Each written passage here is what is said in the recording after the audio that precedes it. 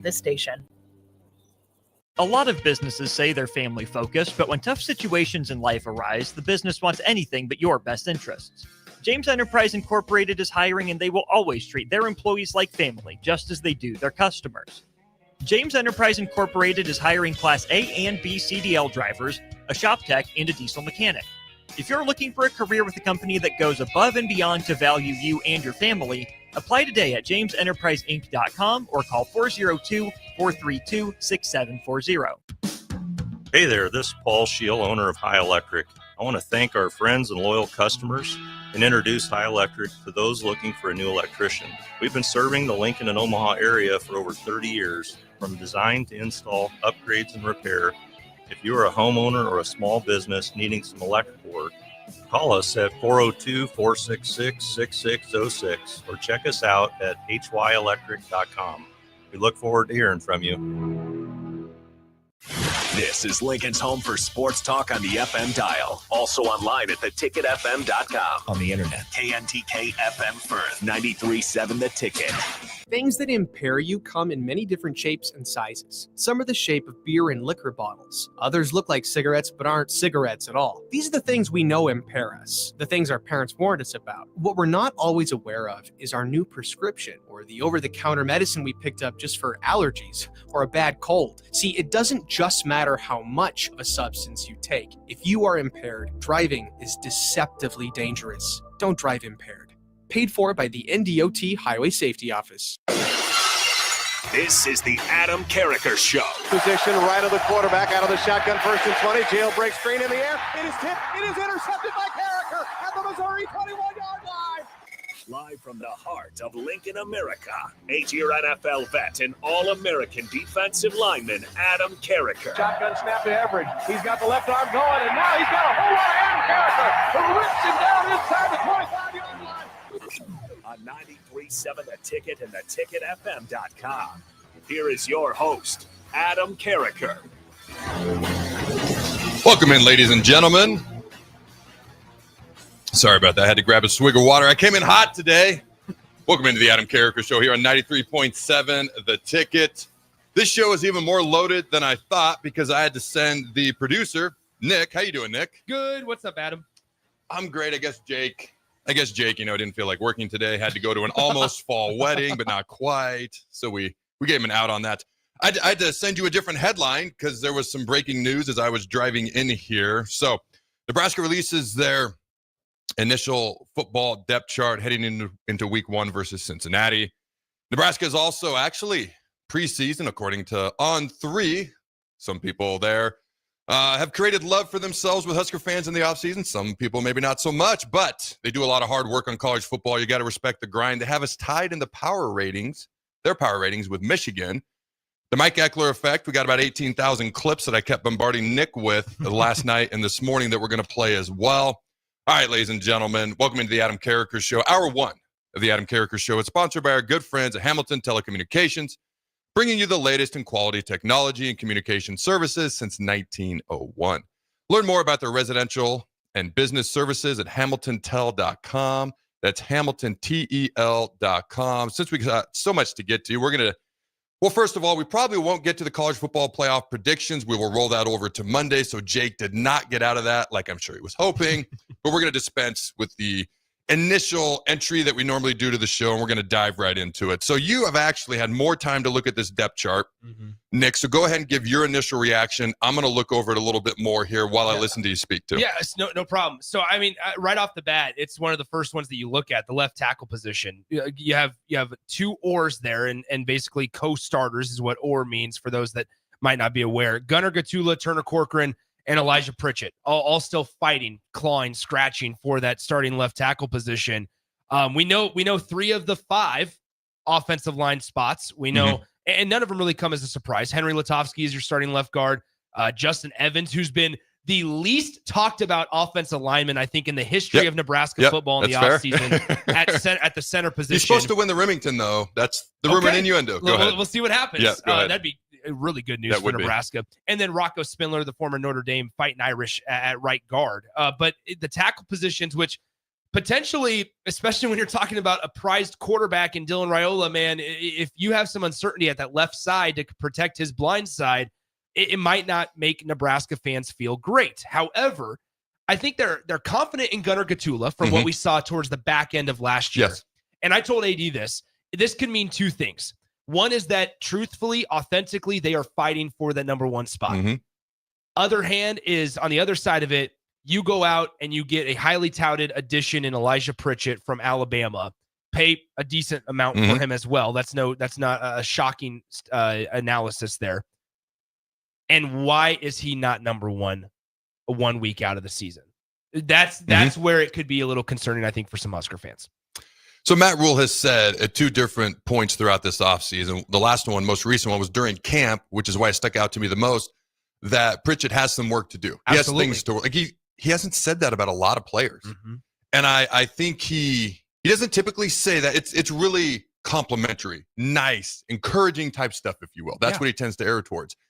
I think with Elijah, I can't help but wonder if you're extremely talented, getting paid a lot of money. Let's go. Yeah. Let's go. Which is why maybe again, he's respectful with it, but like, we got things to work on. Let's get going. You look at that left tackle spot. I mean, like you said, or Gunnar Gatula, or Turner Corcoran, or Elijah Pritchett. Now, is this alphabetical in the or category? Because I can't help but notice that Pritchett is third when you do the ors, or is this just alphabetical? Do you think that matters? So it's not alphabetical it's because not. Gunnar Gatula is first and then Corcoran is second.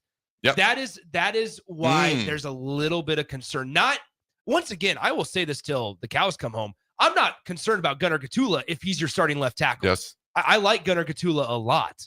It's, though, the fact of, in this day and age of transfer portal, you can't miss on guys. When you invest money, and Troy Dannon said it a couple of weeks ago, at the end of the year, we're going to look back on investments, and I'm going to have meetings with coaches about, hey, was this a positive investment or a negative investment? Things like that matter now in this day and age of college football. So I'm looking at that, and maybe I'm overthinking it. I don't think I am, because I know how coaches operate. They send messages in little ways and big ways. They're going to he's listed third. Especially Matt Rule. One thing you said about with the way he talks at press conferences, it's 95% of the time it's complimentary, but it's 100% of the time strategic. Oh, I agree with that 1,000%. He talks to his players through the media. So just to reiterate, it's Gunnar Gatula or Turner Corcoran or Elijah Pritchett. Maybe it doesn't mean anything. This is not alphabetical. I do think there's a little something to it. So you go to the right tackle spot, Teddy Prohaska or Tyler Kanak. I personally have a soft spot for Teddy. Coming back from so many knee injuries, 3 major knee injuries. I'm a guy who's had 6 knee surgeries, 10 total, 8 in my lower body. Like, is that it? Do we want to start counting wisdom teeth? I had my tonsils out twice.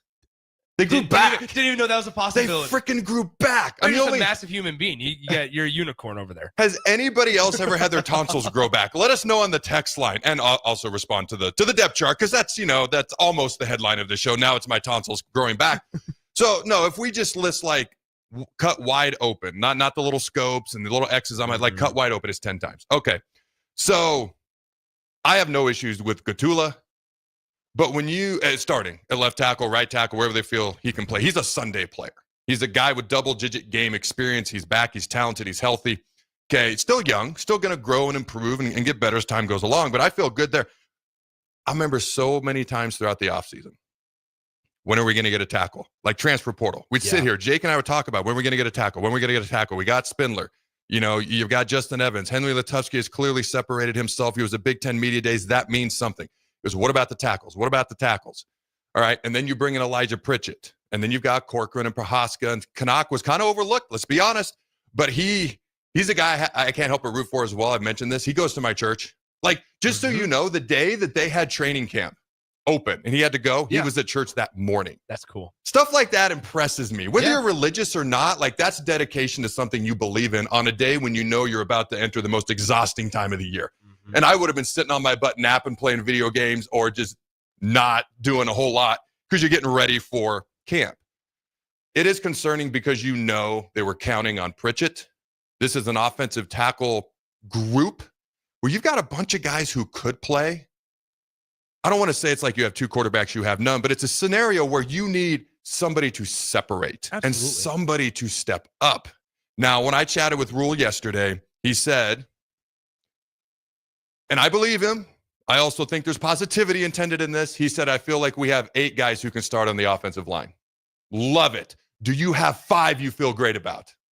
That's my question. What about you? I think you're absolutely right. I think that when you look at Nebraska, they're in such a fortuitous position right now to where there are a lot of bodies, but sometimes there can be too many cooks in the kitchen, right? And so through that, I think I was right there with you. I was so encouraged, not excited, encouraged by what we were going to see from Nebraska's offensive line this year. And this doesn't change it, right? But when we're 6 days out and you have 2 starting positions that are still up for grabs and not know the context of why, it does cause a little curiosity, I think, in a lot of Husker fans' minds.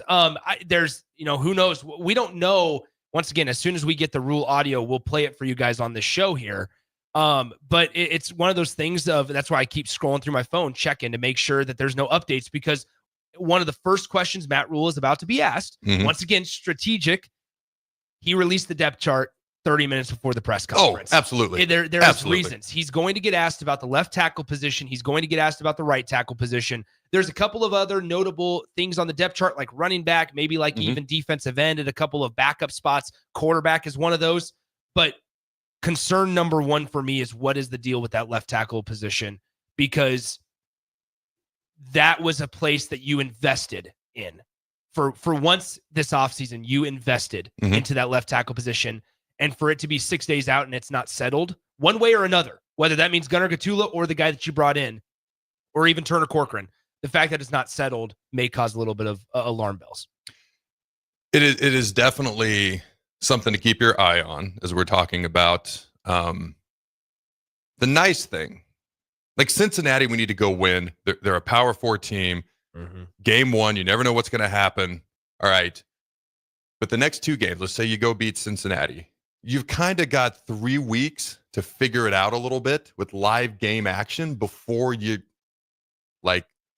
gets real. Yeah. Michigan's coming to town. Michigan State, who I think people are overlooking, they're going to be much improved. Now we have a bye week going into that game as well. So whether we beat Michigan and we're coming off a high, or whether, God forbid, we lose in a tight, close game, we're frustrated, and we'll have a week to rebound from whatever happens. Hopefully we're 4-0 coming off a high. I'm excited to hear you say that, by the way. Say that again. Which part? I'm excited to hear you say that about Michigan State. I'm as big of a Jonathan Smith stan as you'll find, dude, for what he did at Oregon State. Yes, that means a lot. I think. Aiden Childs, Jonathan Smith. It's not year 3, but like, they're just being slept on right now. We'll get to that in due time, because I'm looking at the quarterback spot. There's something interesting there. Running back spot, defensive end. I'm going to go down. Well, first of all, anything off the text line? Anybody had their tonsils come back 3 times? And what thoughts do we have on the depth chart? How about this? Bill in Bennett says, I've never had my tonsils out, and I'm 60 years old. So how about that? Still in there. There's people concerned about Elijah Pritchett. A lot of concerns about Elijah Pritchett, whether it's off the field stuff and things like that. A lot of people talking about Turner Corcoran, and obviously what we've seen. That's been the guy at one of the tackle positions the last 2 or 3 years. For a long time. Right? Yep. And I said this earlier today, and I want to get your thoughts on it.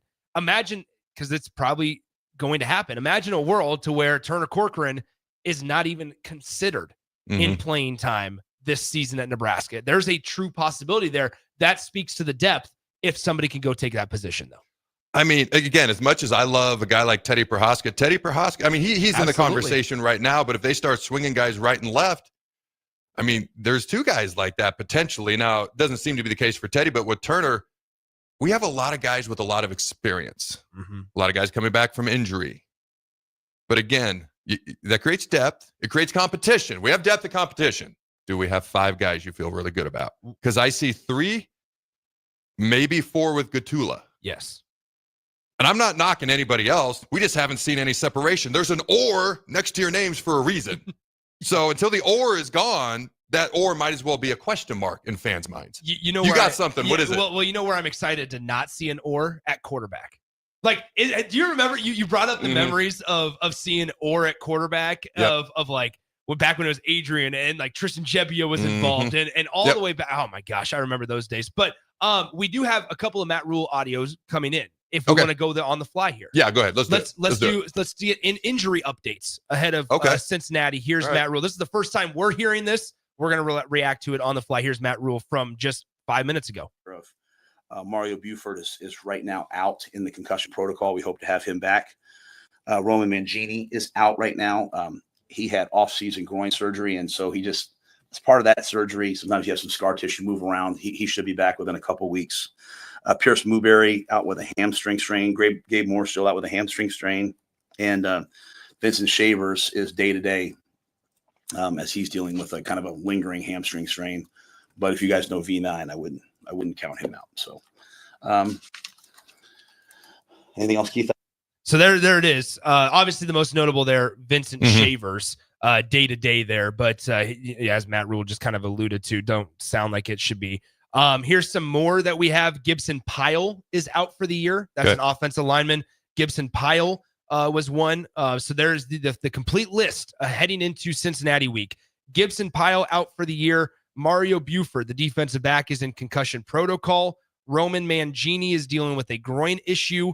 Pierce Mooberry is working through a hamstring injury. Gabe Moore, the defensive lineman from Mississippi State, that's the transfer from Mississippi State, still working through a hamstring issue. And then Vincent Shaver, is also day-to-day with a hamstring strain. So, I mean, best of luck to all those guys. Injuries are going to happen in football, as we know. Best of luck with a speedy recovery. The two that stick out the most to me, and he's right, Vincent Shavers. Now, a hamstring can be very, very nagging. That's the only thing that's a little bit concerning to me. But when you say day-to-day, when you say don't count him out, I feel like he'll be good to go next Thursday in Kansas City. I feel decent saying that. Now, Gabe Moore's not been talked about a lot since he transferred here from Mississippi State. This is the guy with physical tools, physical ability, 4 years to play, hadn't done a ton at Mississippi State, just redshirting, etc. You go back to his high school film, there's some impressive stuff on there. He was a guy that had flown under the radar that I was kind of keeping like my sideways eye on. I know that sounds weird, but like, I was just like, he's not at the forefront right now, but I just want to see what happens. So I'm a little bit like, we need guys to step up on the D-line. There's some question marks on the D-line as far as experience, etc. Very athletic, a little undersized. How's that going to play out? And he's a guy that's got a little bit of girth to him. So who knows if he'll be ready for Cincinnati. That's a guy that I want to keep my eye on, because hopefully as he matures and develops, he can help us. Hopefully, I think sooner rather than later, which hopefully means this. I keep saying hopefully because I'm very hopeful. It's this year rather than next year or the year after. But nothing insanely concerning. Like there's no Emmett, there's no Dylan. I don't even knock on wood here. I don't even put that out there, even though I just did. So nothing crazy concerning. All right, back to the depth chart. That might also explain though why one of the reasons why Marquise Watson, Trent, and Vincent Shavers at that defensive linebacker position as well. I hadn't even gotten there. I stopped at the defensive end spot. Okay, so let's get any other final thoughts on the tackle spot. No, I think until we hear from Matt Rule, everything is speculation. Obviously, I'm sure I keep refreshing our page. Our team is working on getting audio. So as soon as we have stuff on the tackles, we will play it for you guys and react in real time. Obviously. All right, so you go to tight ends. No shockers here. Luke Lindenmeyer, Heinrich Harburg, Carter Nelson. I chatted with Coach Rule, and there's some potential stuff that they could do with Harburg as a Taysom Hill type guy, and he kind of envisioned that at first. He said that's not what Holgerson's really done. Like he seems to be using him like a tight end because Harburg is starting to stand out as a tight end. So I don't know if that's a bad thing at all. I mean, okay, it's a good thing because it means he's doing good at tight end. I'm a little deflated because I wanted the Taysom Hill type stuff. I just did. Yeah, I just did. So it's not a bad thing. Maybe I'm just like, I just want to see it because it would be fun. But if he's doing that good at tight end, it's all good with me. You look at receiver, 3 starting receivers listed. So they have listed 13 personnel, which is 1 running back, 3 tight ends. 3 wide receivers. So you got Isaiah Hunter, not a shocker there. Dane Key, Ja'Cory Barney. Now, next on the list, Cortez Mills, true freshman, Janiran Bonner, and Quinn Clark. Now, he mentioned Quinn Clark, and Quinn Clark did a press conference earlier this camp. That means something, 6'5", 210. So keep your eye out, again, for even though they're not listed as starters, for Cortez Mills, Janiran Bonner, who's been talked about, tough as nails. Digit. Yeah, calls him Wood. I didn't know who he was talking about at first. Calls him Wood. Now I know. and Quinn Clark. So keep your eye out for those guys. No shocker there, but any quick thoughts on tight end or wide receiver, Nick? Well, tight end, I think what's interesting about Heinrich Harburg is you can be personnel specific with package. Like you can be specific because you have enough guys in the room. I think you would have seen some real dynamic ability from the tight end group as a whole if Markway was still able to be healthy. That's true. Right? Because then you add It's another body, right? So I think maybe the outlook, for Nebraska at the tight end position might have shifted.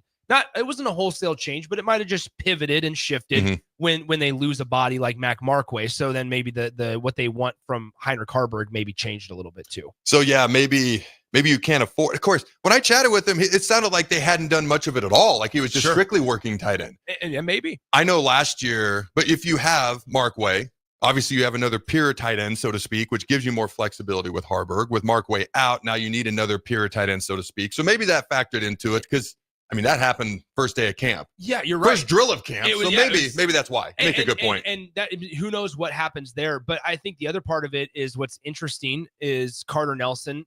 We know he's healthy. How does somebody come back though from double hip surgery? Right? Like that was he goes through a pretty extensive surgery in the offseason. What do we see from Carter Nelson this year? And we know all three of those guys are going to play. They do things differently. Luke Lindenmeyer, his strengths are different than Carter Nelson's, but they both are valuable and they're going to find the field. I'm noticing the or that I missed before. Yes. Heinrich Harburg or Carter Nelson. That's right. But we know they like Harburg, so I'm not uber concerned about Harburg. I do think we may see Carter Nelson.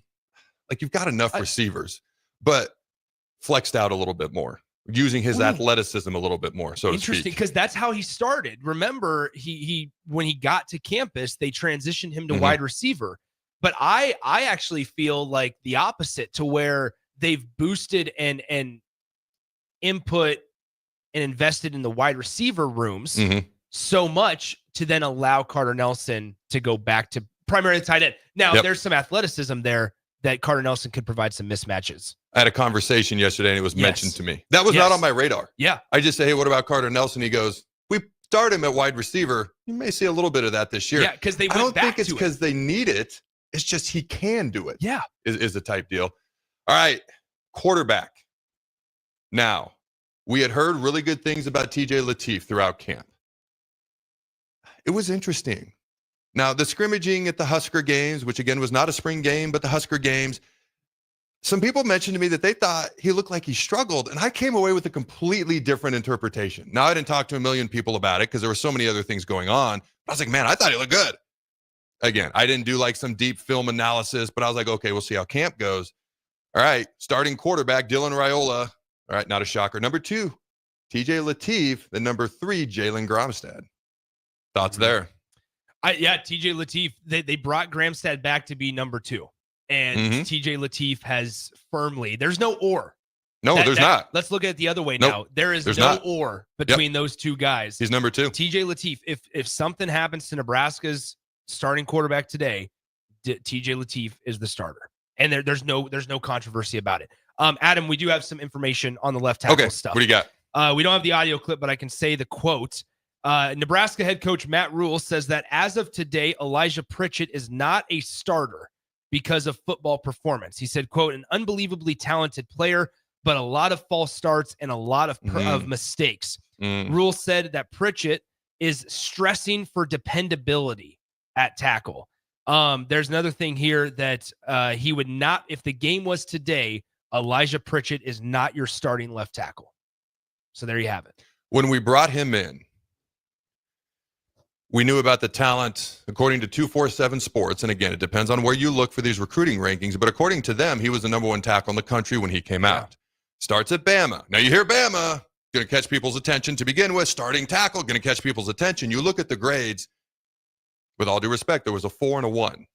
There were 4 who were relatively within a decent range of each other with their grades on that starting offensive line for Bama. And then there was 1 that was definitely a tier below, and that was Pritchett. Now we all see the ceiling, the size, the athleticism, the Sunday potential. I mean, by God, in the middle of the spring, he was projected to be the 24th overall pick in the NFL draft last year. Yeah. It's there. But I tried to not bring up the C word because I'd been using it a lot. You looked at me like, no, not that C word. Consistency. Yeah. It is what coaches look for. If you can make the big play, but you can also, anyone can, but if you're just as likely to make the big mistake, they will start the guy who maybe isn't as capable of a big play, but is way less likely of a big mistake, because big mistakes get coaches fired. And they're going to err towards the guy who's more consistent. Now, if you can be consistent, matched with insane talent, now that's where people see what Pritchett can be. Clearly, he's not there yet, though. Well, and think about it this way, Adam, where what's hurt Nebraska time and time again in the last, even transcending and predating this staff, but this staff included, procedure penalties. Mm-hmm. Procedure penalties have killed. They're drive killers. They are momentum killers. And so if you're not going to be able to play the position, whatever position that is, whether that's a skill position or up front on the line, do it within the parameters of the game, then yeah, you have to move on from him, even if the ceiling is higher, because those are things that can be improved and learned and worked on in practice. You don't have to do those in the game. Gunnar Gatula is a fine replacement. Yes. For what, if it means Nebraska commits 3 fewer penalties a game. More than adequate. Yeah, 100%. Then who steps up at right? So he was third. He was listed third for a reason. For a reason. So who steps up at right tackle? Prohaska, Canuck. I mean, do they swing Turner Corcoran over there? It doesn't seem like they're going to do that because he's not listed as or. I don't think they need to either. Well, I don't either. I'm trying to think this through. Which is one of the luxuries. And because Grant Bricks was working there a little bit in the spring, he's listed as the backup right guard. So I'm curious to see, is it Gatula? Is it Corcoran at left tackle? A guy coming off of admirably coming off another injury. At right tackle, is it Canuck? Is it Prohaska? Again, admirably coming off of a third major. I can't help but relate to that. I couldn't walk normal for a year. Yeah. Like, I would be walking down the mall. I was on crutches for 5 months. And I'd be walking, and this is like 8-9 months in, I'd be walking down the mall carrying Christmas presents. And I knew, because my leg would just give out on me all the time. At home, stairs was not an option. I fell down and the Christmas presents went flying and half of them broke. That's why it sticks out to me. So I can't help but root for a guy like that, although I like a lot of these guys, especially Tyler Canuck as well. We do got to go to break. All right, we will dive back into the quarterback depth chart. Running back is very interesting. Place kicker is interesting. Not because of who's starting, but because of who was not included in the or conversation. Then we'll get to the defense, the side of the ball that actually matters. Don't go anywhere, ladies and gentlemen. We'll be right back. Empower a child today with the Teammates Mentoring Program. Hope is only a conversation away when you choose to share your talent, time, and heart with the child. Together, you can build a relationship based on strengths and chart a brighter future, 1 week at a time. Find out how you can be a mentor by visiting LincolnTeammates.org. Become what you needed as a kid by joining the Teammates Mentoring Program today. Attention all Wings fans, Buffalo Wings and Rings has daily specials that will make you want to stop in on all days of the week. Kids eat free on Mondays, and on Tuesdays enjoy 40% off boneless or traditional wings at a price that makes the whole family happy. And come back on Wednesdays for $1.39 chicken tenders all day long. Get to Wings and Rings today, 68th and O or in Williamsburg Village. Things that impair you come in many different shapes and sizes. Some are the shape of beer and liquor bottles. Others look like cigarettes but aren't cigarettes at all. These are the things we know impair us, the things our parents warned us about. What we're not always aware of is our new prescription or the over-the-counter medicine we picked up just for allergies or a bad cold. See, it doesn't just matter how much of a substance you take. If you are impaired, driving is deceptively dangerous. Don't drive impaired. Paid for by the NDOT Highway Safety Office. 93.7 The Ticket. Fox KFXL weather. Sponsored by John Henry's Plumbing, Heating, and Air Conditioning.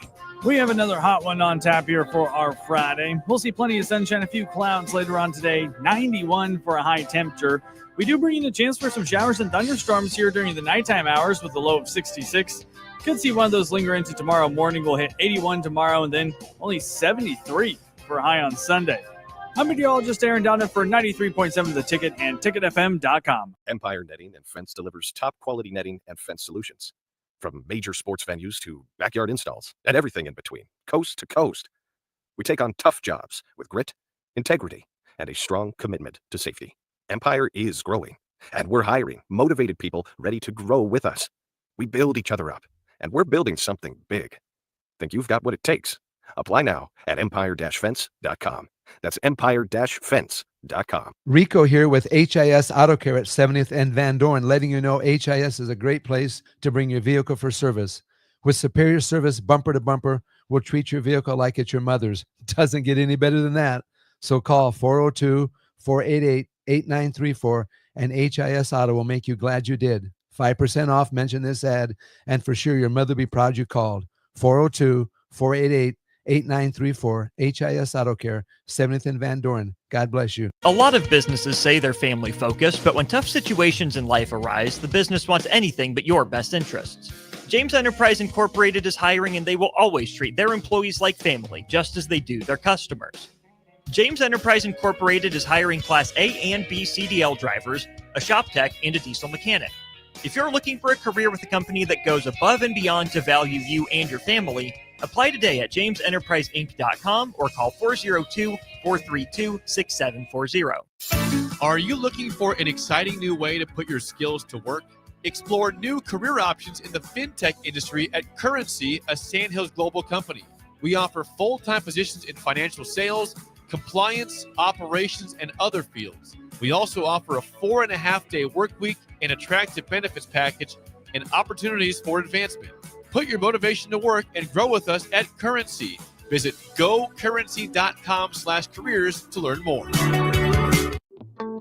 Wall to Wall Wine and Spirits is your place in North Lincoln to go for all your needs in wine, spirits, and beer. They also have a large variety of cigars in their walk-in humidor, and they have a top-notch walk-in temperature-controlled high-end wine room. Plus, you can enjoy free samples from their tasting bar. There's only one place to go for all your needs for spirits and cigars. That's Wall to Wall Wine and Spirits on North 27th Street in Lincoln.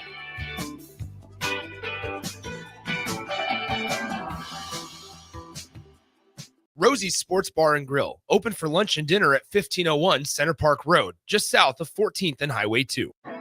Big news, Nebraska. Love Omaha is now Love Nebraska. This is more than just a new name. It's a tribute to what Nebraska represents in the world of volleyball. It's still the same team with the same mission, led by players you know and love. Now backed by a new ownership group led by Jordan Larson. As Love Nebraska, they're entering an exciting new chapter, pushing for a championship title in 2026 and building new opportunities for the next generation of players across the state. They want you with them. Let's show the world how Nebraska plays volleyball. Join the movement at lovneb.com and sign up to become a Love Nebraska insider today. Go Hog Wild Pit Barbecue. It's $5.99 barbecue time. Hurry to Hog Wild for a complete barbecue meal that's only $5.99. Get a one-meat sandwich loaded with our award-winning barbecue, plus your choice of a classic side and drink for just $5.99. Upgrade your sandwich to beef brisket for just $1 more. Join us for lunch or dinner in Lincoln at 3210 Cornhusker Highway. Order online at GoHogWild.com. But don't be late, we close at 8. This is the Adam Carriker Show on 93.7 The Ticket and theticketfm.com. Welcome back, ladies and gentlemen, to the Adam Carriker Show here on 93.7 The Ticket. Well, before we dive into this, is there anything off the text line there, my man? Yeah, let's do it. Rodney asks, Adam, does experience on the offensive line necessarily mean greatness? Turner has great experience, but hasn't always shown to be a great player. The short answer is no. Experience means you played a lot, which should help you, should give you time to speed up the development, get better. You're used to things. You're not going to be shocked by an insane atmosphere, going against a good player, what it's like to play in a game week in and week out. It should give you that edge over a younger player, but doesn't automatically mean greatness. How many times have you seen a team, whether it's Nebraska or someone else, hey, we have all this returning production, all these returning guys, all this returning experience, and this next season doesn't go quite the way that you want. So you can have both, but one doesn't automatically mean the other. For me, like, we've seen some of these guys play a lot of football. So if they step in, their floor should be lower. How high is the ceiling? Maybe that question's been answered in the past. Coaches like it when there's not a low floor. Now, if a guy hasn't played well in the past, that floor may be low still. Maybe he raised it. But experience, while it's nice, sometimes a fresh body and a fresh face and somebody new stepping in, maybe it's better, maybe it's not. When I look at this offensive line, Like, I genuinely feel good about 4 spots, and I'm not knocking anybody in the conversation at the right tackle spot. Again, 2 of the guys I've listed several times on this show are 2 of my favorite guys on the team, Teddy Prohaska, Tyler Canuck, and I've explained why. But there's a question mark there. And so we need to be able to run the football. We need to be able to protect Dylan, or the fact that we have a wide receiver core that at one point this offseason, and I quote, was called elite, end quote. Now, that was a while ago, but it was said, and it's not been taken back or redacted or anything. It doesn't matter, because if Dylan doesn't have time and we can't run the ball, it's not going to matter as much. So you got any other thing from the text line or any thoughts, Nick? Just a lot of folks just kind of not worried, but just curious about Elijah Pritchett and the left tackle. Left tackle is on everybody's mind. Look, can we break down running backs? I want to get your thoughts on the running backs. Final thoughts on quarterback, because we started and then we left. That's right. Running back is next on the list. Should we hear what Matt Rule had to say about TJ Lateef? Let's do it. Here's what the head coach had to say about QB2, true freshman TJ Lateef. And let me say this. We get into this ball game and Jalen goes out there to play. Jalen's going to go win the football game for us. But that's how we feel about Jalen. Smart, tough, competitive. TJ brings, to be quite honest, he brings an element of being dynamic running the football. So, you do get that kind of what I talked about Sorsby. You do get that. Like, hey, things break down. He can run. He can move. He is just a really well-coached young man coming in here. The guys out of Orange Lutheran, his training, his family, like, they've done a great job with him. The players respect him. He's really, really smart. Like, it's not one of those deals where we're dumbing down the offense for him. Now, his decision-making at the college football level, he hasn't played at this level yet. So there'll be some growing pains, but Jalen's right there. But I think TJ's had an unbelievably good camp. And I liked what he did in the spring, and it was very clear, like, hey, he's 3, and he's just ascended into that 2 spot. So, I think the sky's the limit for what TJ Lateef can do. He just wait for his opportunity, and I do like his preparation. The guys like him. I said to him the other day, we were walking, if something happened and you had to go play, and you change your preparation, that means you're not preparing hard enough right now. And I feel very good about him that wouldn't happen. Like, he's preparing right now as if, hey, I got to be ready for my moment. So I'm excited about him. So essentially, when you listen to what he said, what I take away is, hey, Jalen, he is that guy that can go in, he can run the offense, he can make the adjustments. His floor is low. He's a guy who can manage the game. TJ Lateef just has a higher ceiling. Now, there's going to be some learning and growing pains. He literally said that with TJ. Shocker, true freshman coming in. That's what I saw at the Husker games. Now, again, I didn't analyze every throw, but what I saw was, like, the kid can run, the kid can throw on the run. And the throws I saw, I thought they looked just fine. I didn't go back and watch tape. I didn't analyze it too much going on, but I was like, man, that kid just looks dynamic to me. And then I went on to whatever was going on with the Husker games at that point in time. So kind of my really brief analysis of TJ Lateef from the Husker games seems to have carried over. He's a guy that was not talked about enough, frankly, when he got here. I felt that way. I put it out on social media. We got our next big-time quarterback the day he signed, on signing day. I think it was December 20th or whatever the exact day was. And people were excited, but I'm like, man, this kid's kind of flying under the radar. You've got Dylan, you've got Dayton, you've got these other guys we're talking about in the future. What about this kid? Mm-hmm. So for me, I'm a little surprised that he jumped Jalen now. I thought maybe it'd be halfway in the season, but hey, if he's playing that well, Husker fans, you might have, do I say this out loud? You might not only have 2 quarterbacks you can trust, knowing you've got a true freshman as a backup. You might have 3. And that third quarterback might have a lower floor than the backup, just not as high a ceiling, which gives you a little bit of comfort if necessary. Mm-hmm. Yeah, I think you look at TJ Lateef. I mean, this is a guy that chose Nebraska over some pretty prestigious universities. Obviously, some of the fellow schools that he had offers from: Arizona State, Florida State, Georgia, Miami, Michigan State, Ole Miss, Penn State, A&M, Indiana. There were a lot of guys, there are a lot of suitors, potential suitors for this guy out of California, who he comes in. And I think it's maybe we overlook also what TJ Lateef, what he's stepping into. Mm-hmm. Nobody's naive to the fact that Dylan Raiola is the face of Nebraska football's program. Mm-hmm. And that's what fascinates me about this entire, the way that they're recruiting the quarterback position, where they're getting a guy, and they're going to get one every single year, but getting specifically a true freshman every single year, whether it's Lateef in 2025, Raiola in 26, or now Trey Taylor in Not 27. portal guys. Not portal guys. Other than Davia, but go ahead. Yes. And they're after guys in 2028 as well. Like they are firmly after. By the way, Wander Mons' grandson is the number 1 quarterback in the 2028 class. By the way, Champ Mons out of the state of Florida. That's a great name. A great quarterback name. That is a great quarterback name. I love that. But nonetheless, that's beside the point. You essentially coming to Nebraska, sure, like TJ Lateef, Trey Taylor, all these guys, Adam, can sit there and say, I'm going to compete for the starting job.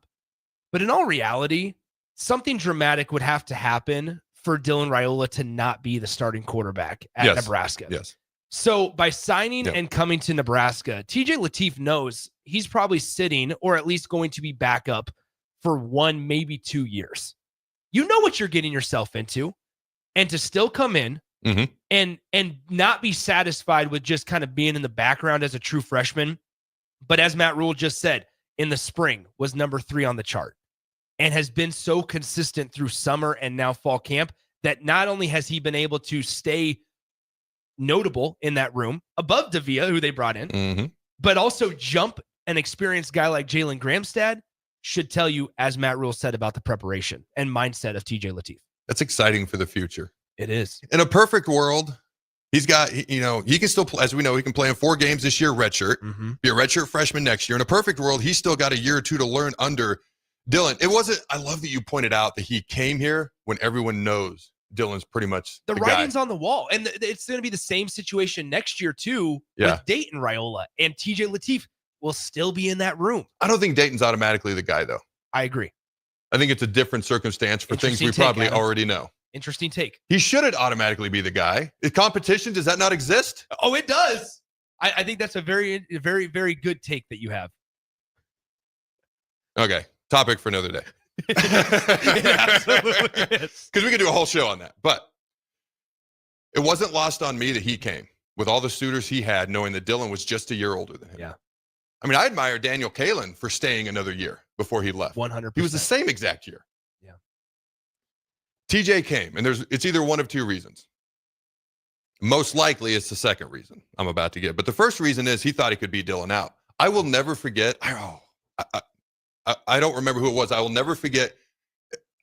I want to say it was Ron Brown. It could be very well wrong about that, so don't quote me on that. Somebody told me the story, and when Lawrence Phillips came on his recruiting visit to Nebraska, and there was all these guys at running backs that were in front of him, and he was going to be a true freshman the next year. And they handed him the depth chart for running backs, and they said, where do you envision yourself? And he grabbed a pen and wrote his name right at the top. So either TJ feels like that, like I can come in and beat him out no matter what. I love that if that's the attitude. The odds are extremely stacked against that. Or it's the fact that he didn't mind taking time to learn and develop. And I'm not saying he will or won't be Arch Manning, but kind of like Arch Manning at Texas. Like he knew he was going to come in and he was going to play behind Ewers, and Ewers was going to be the starter. And, he had no problem taking a redshirt year, being a redshirt freshman. Now he's going to start as a sophomore. Maybe TJ's got a similar mindset or something like that. Any final thoughts, text line, before we move on to running backs? The text line thought I was being condescending when I talked about your take on Dayton Raiola. No, I was being 100% genuine. Yeah, he agreed. Yeah, I 100% agree. No condescending tone over here, Eric. I still believe in this thing called competition. It's harder when you're paying guys because you're going to err towards the guys you're paying. It used to be, my brother-in-law is a walk-on. He's how I met my wife. Some of my best friends from the time I played here are walk-ons. Like Kevin, Tyler, Jeff. Like I can list some of my best friends, they're walk-ons. But everybody knows if it's neck and neck, the scholarship guy was going to get the benefit of the doubt. Now, if it's neck and neck, the guy getting paid more is going to get the benefit of the doubt. So it's harder when you're paying some guys, whatever it is, 1, 2, 3 million on 3. Reported that about Dylan. There's going to be a large benefit of the doubt there. So for me, I get it and I understand it. And Rule has said one of the highest paid guys they had last year did not play a ton. Didn't give a name. We speculated earlier. Don't got to speculate again. But I still believe in another C word, consistency earlier, but competition. I still believe in competition. And maybe I do. Part of it is the mindset is fewer and far between some of these guys. The mindset that we talked about with TJ Lateef is fewer and far between because we get it. You want to come in, you want to play, and there's a lot of places across the country where those opportunities are. But I think it goes back to there's no perfect way to go about it. Every situation, every player's development can be slightly different and altered and changed. And on top of it all is I go back to what Troy Dannon said a few weeks ago, Adam, and it'd be a fascinating conversation for another day of just how Troy was very transparent with at the end of each season with basketball, football, every single sport. I'm meeting with head coaches and general managers, and we're going to have a conversation on investments, because this is now going to be so fascinating to see how coaches balance giving you your best chance to win versus conversations at the end of the year. And how do you defend your decisions that you made 8 months ago, 11 months ago, when you bring these guys in to the athletic director at the end of the year? It is a fascinating conversation. It's a business. It is. It's a business. But because now it's not even hypotheticals anymore. It is Troy Dannon can, and maybe not this informal, but if you're Troy Dannon and I'm Matt Rule and you sit me down and go, after Elijah Pritchett committed 20 holds this season, why did you still choose to play him? Why did you play Gunnar Katula after he had 15 penalties in 7 games? Those are the conversations, and more formal and more official, that are going to be happening. And it's bizarre to think about. It is in a college. It is. World. For me, my mind immediately, just Rams and Redskins popped into my head because I immediately went to the NFL. Sure. Every year, well, the Redskins owner, our Rams owner didn't care. With all due respect, they sold the team, which is why I'm like, in their defense, their dad passed away. They didn't want the team. They sold it. They did all right after that. But a typical NFL team, like Snyder did it every week. It wasn't once a year. It was every week with Dan Snyder in DC, which is fine. It's his team, his prerogative. He wants to do well. Most owners, that's their priority. Some just purely want to make money. I digress. Owners of the Rockies, etc. I know them very, very well. They're nice people. But can you just put a decent team on the field for your fans at some point, man? At least you're not the Twins. Yes. Sell everybody. Everybody thought that they were going to sell the team. Yep. And then they come out and say, we're committed to the future. Sure. You just want us to keep coming so we can pay you. We went off on a tangent here. We did. The bottom line is every year, or depending on the team, every week the owner sits down with the GM and the head coach. The college version of that is the AD sitting down with each head coach, maybe position coaches and coordinators as well, depending on what the team and the sport is. We still didn't get to running backs. Let's go to break. We will dedicate the next segment because Nick is chomping at the bit. So am I, to get to running backs. I was going to say, it's not just me. Don't go anywhere. We'll be right back. There are great Mexican restaurants all over town, but there is one that is especially worth the drive from any part of town. Tacos Los Hermanos at 70th and Havelock. Cool off this summer with a delicious horchata or other special drinks, and grab one of their famous taco boxes for a group of friends or coworkers to enjoy, full of birria tacos and many other options. Don't forget their great desserts like tres leches, flan, and cheesecake. Get to Tacos Los Hermanos for lunch or dinner today at 70th and Havelock in Lincoln. Go Hog Wild Pit Barbecue. It's $5.99 barbecue time. Hurry to Hog Wild for a complete barbecue meal that's only $5.99. Get a one-meat sandwich loaded with our award-winning barbecue, plus your choice of a classic side and drink for just $5.99. Upgrade your sandwich to beef brisket for just $1 more. Join us for lunch or dinner in Lincoln at 3210 Cornhusker Highway. Order online at GoHogWild.com. But don't be late, we close at 8. Rashawn Jackson here for Bauer Infrastructure, a veteran-owned local company proudly serving Lincoln, Lancaster County, and the surrounding areas. Bauer provides quality work at an affordable price, and they're growing rapidly. If you want to experience a career with a fast-paced, family-friendly environment, visit BauerInfrastructure.com. They have top-of-the-line benefits, year-round work, even through the winter. Bauer, usher in the new era of infrastructure to an area near you. And as always, go Big Red. Hey there, this is Paul Shield, owner of High Electric. I want to thank our friends and loyal customers and introduce High Electric to those looking for a new electrician. We've been serving the Lincoln and Omaha area for over 30 years, from design to install, upgrades, and repair. If you're a homeowner or a small business needing some electrical work, call us at 402-466-6606 or check us out at hyelectric.com. We look forward to hearing from you. Wall-to-Wall Wine and Spirits is your place in North Lincoln to go for all your needs in wine, spirits, and beer. They also have a large variety of cigars in their walk-in humidor, and they have a top-notch walk-in temperature-controlled high-end wine room. Plus, you can enjoy free samples from their tasting bar. There's only one place to go for all your needs for spirits and cigars. That's Wall-to-Wall Wine and Spirits on North 27th Street in Lincoln.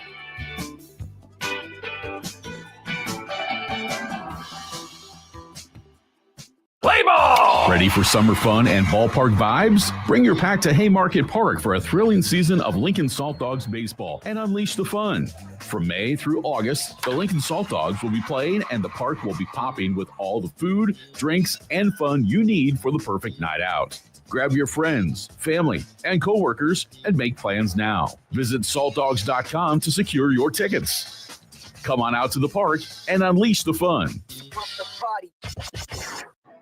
Big news, Nebraska. Love Omaha is now Love Nebraska. This is more than just a new name. It's a tribute to what Nebraska represents in the world of volleyball. It's still the same team with the same mission, led by players you know and love. Now backed by a new ownership group led by Jordan Larson. As Love Nebraska, they're entering an exciting new chapter, pushing for a championship title in 2026 and building new opportunities for the next generation of players across the state. They want you with them. Let's show the world how Nebraska plays volleyball. Join the movement at lovneb.com and sign up to become a Love Nebraska Insider today. Shopping for new flooring is different today. Getting your questions answered, making the right selection, getting the best value, and installed quickly and professionally. Visit ostreetcarpet.com or shop our store. We'll answer all your questions and help you make the right choice. You'll be enjoying your new floor in just days for less than you'd pay elsewhere. Carpet, vinyl, wood, laminate, tile, and area rugs. We've got it all. O Street Carpet. 1732 O Street. Family owned and operated. Always the best value. Get rid of pesky critters once and for all with Bats to Rats. Their expert team is here to help you reclaim your home. No more sleepless nights caused by crawling critters or flapping wings. Bats to Rats ensures a safe environment for every family member. Check the website at batstoRats.com for amazing offers. And if you mention this ad, you'll receive $10 off your initial inspection cost. Call Bats to Rats today at 402-781-8691. That's 402-781-8691. Bats to Rats. Noticing more dust at home? It may be time for duct cleaning from Bryant. Breathe easy and healthy. Call 467-1111. Bryant Air Conditioning, Heating, Electrical, and Plumbing. Rico here with HIS Auto Care at 70th and Van Dorn, letting you know HIS is a great place to bring your vehicle for service. With superior service bumper to bumper, we'll treat your vehicle like it's your mother's. Doesn't get any better than that. So call 402-488-8934 and HIS Auto will make you glad you did. 5% off, mention this ad, and for sure your mother will be proud you called. 402-488-8934, HIS Auto Care, 70th and Van Dorn. God bless you. Since 1983, Fast Mike's Rolloffs have been a trusted and reliable company in Lincoln and the surrounding areas. Fast Mike's handles all sides of construction projects, home renovations, or big cleanouts. With the perfect size dumpster to fit your needs, Fast Mike's Rolloffs will haul it all. With same-day delivery in Lincoln, affordable rates, and top-notch service, Fast Mike's Roll-Offs make cleanup quick and easy. Call now at 402-450-6828 or visit us online at fastmikesrolloffs.com. Book your dumpster today. Fast Mike's Roll-Offs, cleanup made simple. This is the Adam Carriker Show on 93.7 The Ticket and theticketfm.com. Boom! Welcome back, ladies and gentlemen, to the Adam Carriker Show here on 93.7 The Ticket. Real quick, before we get to the RBs, we had all this stuff planned out. I don't even know if we're going to get to it. We're gonna analyze this depth chart. We're going to overanalyze, and then we're going to talk about it. And we're going to think about it. Then we're going to play the game, and it matters right now. No, it does matter. It actually, this is like one of the things I look forward to every year, and then you see how it progresses throughout the year, especially going into game one and then after game one. But is there anything off the text line, excuse me, before we get into the RBs? Yeah, let's dive into it. Brian says this is more defense. There's a lot of takes on the defensive side of the ball. Very surprised to see Willis McGahee, the fourth where he was listed. Yes. Very surprised to see the or next to Vincent Shaver's name. Yep. People talking about Williams Nowerney and Cam Lenhart as well. which we'll all get into at some point throughout the next couple of minutes. Well, we're going to do RBs. Yes. Then we got a whole hour, too, to get to this. And some of the other stuff, if we get to it, it can roll over to Monday. Okay, just random sidebar, because we haven't done that enough yet. I have a lot of people who are like, how do you come up with content? How do you come up with stuff to talk about? And other people who do shows sometimes say the same thing. And I'm like, I never have enough time. Yep. There's so much to talk about. So let's stop wasting time and let's talk about it. Well, it's nice when the depth chart gets released 30 minutes before your show. And you got that for days. That doesn't hurt. All right, RBs. So we got Emmett Johnson, Mekhi Nelson, number 2, Isaiah Mosey, Quentin Ives, 4th. That's probably, he's still coming back from the injury. So we'll see how that unfolds over time. But Mekhi Nelson appears to be the clear number 2 back. What are your thoughts on that? I like Mekhi. I like Mekhi a lot. I think he runs very angry. And that's such a cliche phrase. It's, running back, we need somebody that runs angry. There's been other instances with Mekhi Nelson to where he's gotten not into trouble, but it's more so of he's done it too aggressive. He's been too aggressive throughout spring and summer. And there's a certain tenacity that Nebraska's missed from the running back room the last decade. And I think there's a lot of Husker fans. There's a lot of Husker fans that would agree with me that they miss the tenacity of a Husker running back because we were spoiled in that, more so in my lifetime, with Rex, Roy, and Amir. Not in that order. Well, I grew up watching Nebraska running backs run all over everybody. Right? But even in my life, the early 2010s, seeing Roy go for 300 against Mizzou, seeing Rex do what he did against Ohio State back when Luke Fickell was the interim head coach, and then seeing the career that Amir Abdullah had. Nebraska, I think fans are starving for just a taste of that. Who's the last running back in your mind that ran with what you would describe as not taking a shot at anybody, but this tenacity is a specific thing. I could say power, I could say speed. We're talking about tenacity. Who's the last running back that pops in your head? One guy popped in immediately, but he played a while ago that ran with tenacity. Well, just for the ones that I've seen through my eyes is Amir. When you take into the most account, recent one. Yeah, the most recent. When you take into account, Zigbo? Maybe he ran with tenacity. He did. He didn't have a ton of remember though, top end speed, etc. Yeah, but remember where he started the season. I do. It was 3rd on the depth chart. I'm just talking about tenacity. You're right. Not depth chart ranking. Yes, you're right. I think the one that did it throughout the consistency, C word, of his career. I like it. Of his career was Amir. When you take into context and account the size as well. I can give you that. But I would have said Ozigbo. I'm fine with Amir if you want to go longer term, etc. Man, if a player, every player has something they're good at, every player has something they need to work on. We all know that. If a player is going to have something to work on, and you're going to tell me he's too aggressive, I can live with that. Yeah. I can frickin' live with that. Now, if you're a defensive lineman who jumps off sides 50,000 times, we got a problem. But my son's been rushing the passer in practice at his high school's fall camp, and he got in trouble the other day for jumping off sides a couple of times. He goes, I also had 3 sacks. But they were really mad about me jumping off sides. I was like, well, don't be crazy undisciplined. But it is impossible. It is impossible to try to get such a jump off the ball. You want to be jumping with the ball. And again, you don't know the snap count, et cetera, et cetera. We all know that. You want to be flying off as that ball is snapped. The later you are, the better the advantage the offensive lineman has. It's impossible to do that time after time after time after time without every once in a while jumping off sides. If you never jump off sides, you're not being aggressive enough. I'm not encouraging jumping off sides. I'm just saying, if you're going to tell me his biggest weakness is he's too aggressive, I love that. Yeah. If that's the biggest weakness, I'm okay with that. When you look at the running backs also, you mentioned something about top line speed. And let me ask you this question. Nebraska's most recent running back that had the ability to make a guy miss in the backfield, but then also run away from somebody. Well, it's Maurice Washington, but I know you wasn't here long enough to give that answer. Probably Amir. And that's now 11 years. I know. That's where I think Nebraska fans are starving for this all-encompassing back. And when you look that you're in a conference like the Big Ten, and you see team after team, even a program like Rutgers had it with a guy like Kyle Monungai a couple of years ago. Yes. It's not impossible. It's not something that's unattainable. Monangai wasn't fast. He wasn't fleet of foot. He wasn't slow. He was effective. He was effective and he was physical. He's just like this little bowling ball. Yes. I remember when we were getting ready for Rutgers that year, he was the only thing that really concerned me at all that year. All right, man.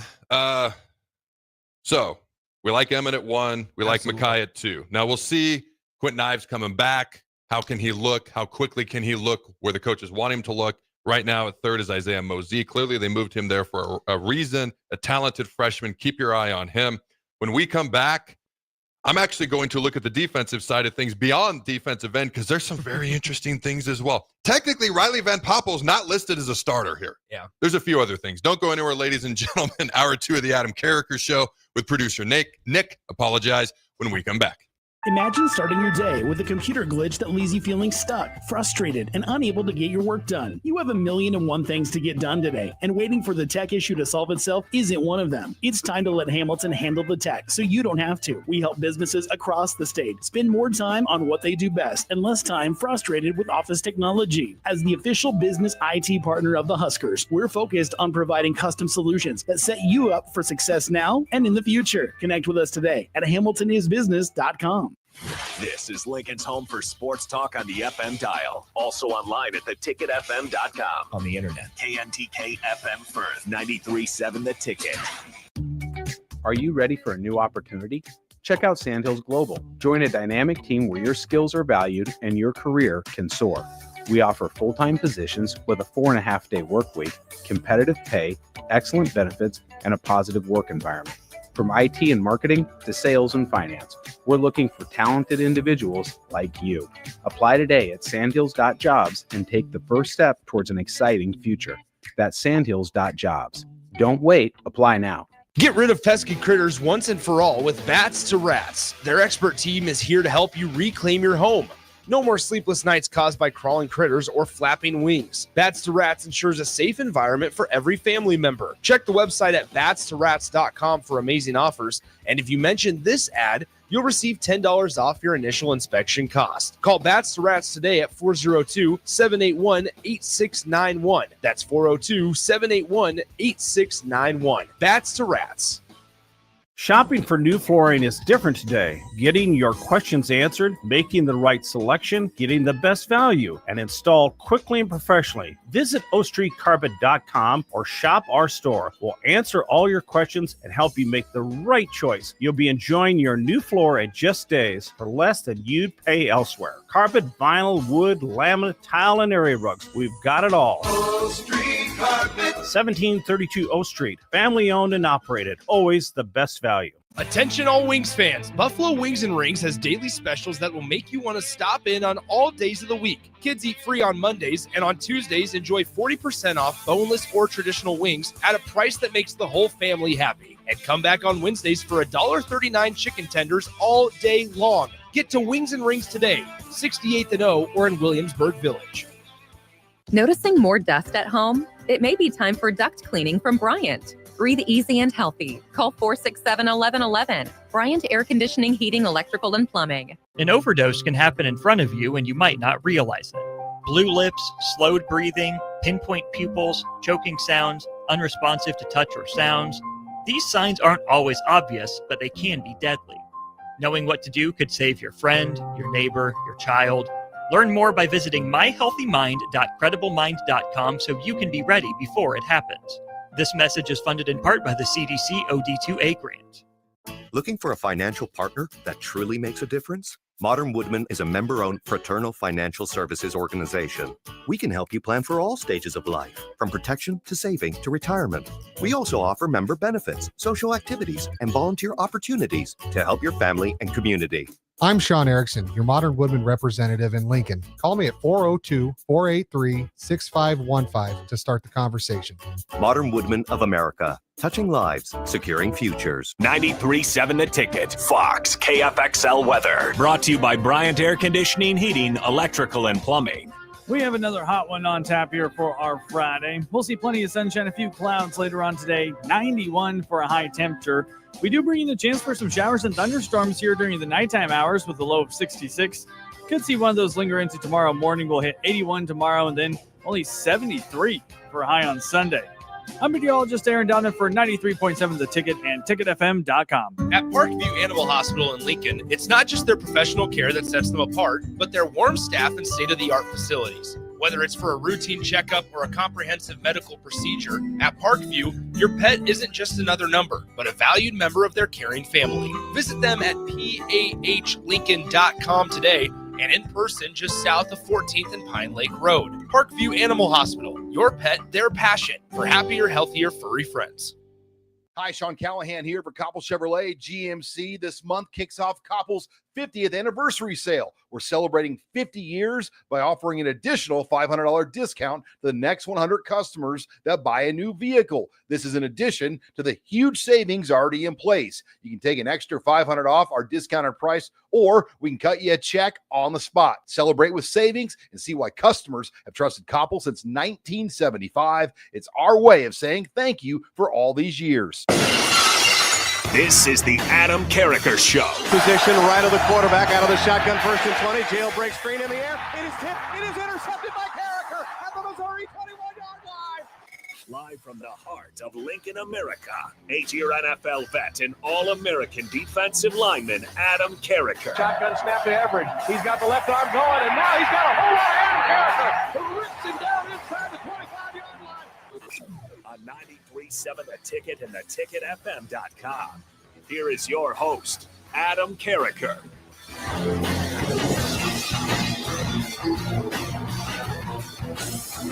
Ladies and gentlemen, is my mic on, my friend? All right, ladies and gentlemen, welcome in to hour 2 of the Adam Carriker Show here on 93.7 The Ticket.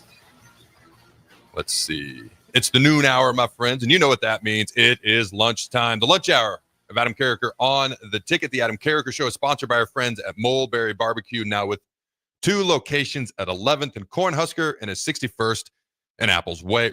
Right off of Highway 2 by Lowe's. Both locations are open Monday through Saturday from 11 a.m. to 8 p.m.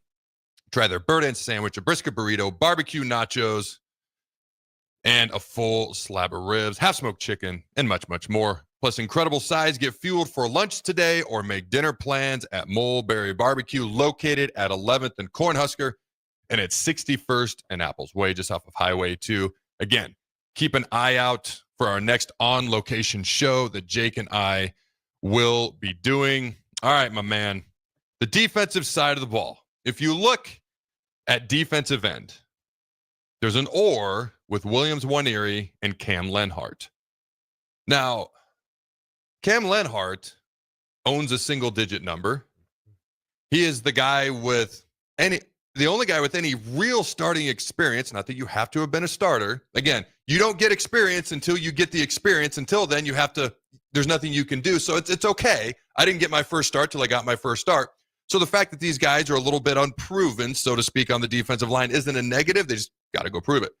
But he's the only guy with any real starting experience when it comes to Division I football. Jalen George also started some games, FCS, and I know he's been working hard to hear good things about him. But Williams Wanieri, Cam Lenhart are listed as ORs when it comes to starting at a defensive end spot. Does Cam not have a single digit? Was I wrong about that? I don't think Cam. He has was a one single vote digit. away. Yes, that's what it was. He was one vote away.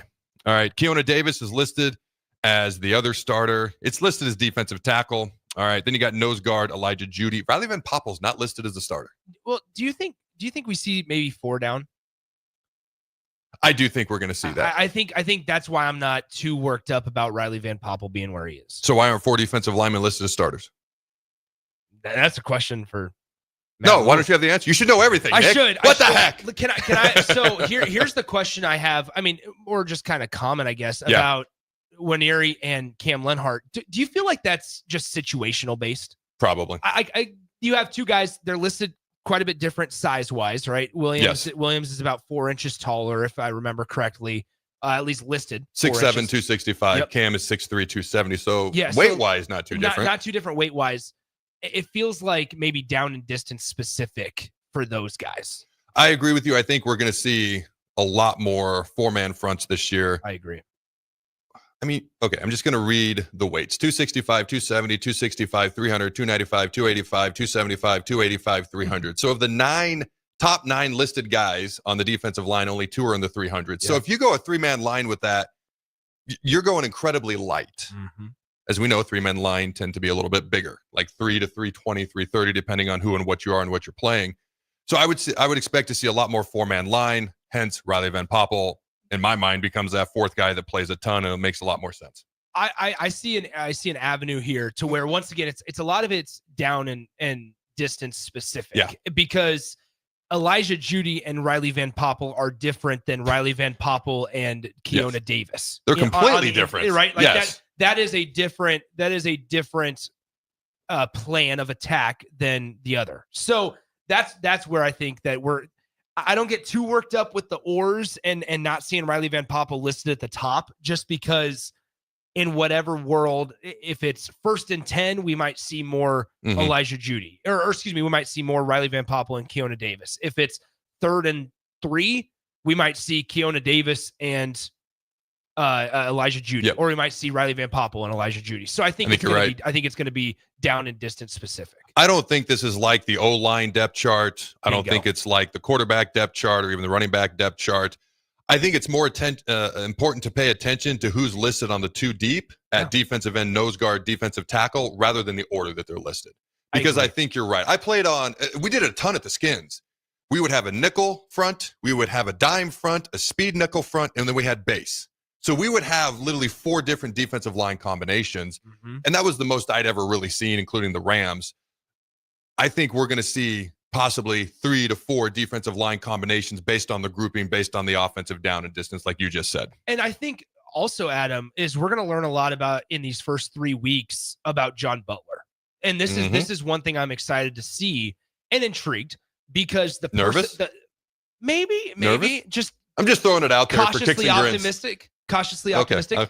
To where we see the personnel decisions on so on those when it's Elijah Judy and Keona Davis, or when it's Riley Van Poppel and Elijah Judy, who are the linebackers that are behind them? Is it a guy, maybe a more sure tackling guy in Marquise Watson-Trent, or when do they put in Vincent Shavers, or where do they line up Vincent Shavers? And down and distance specific, those personnel decisions is something that I'm interested to see.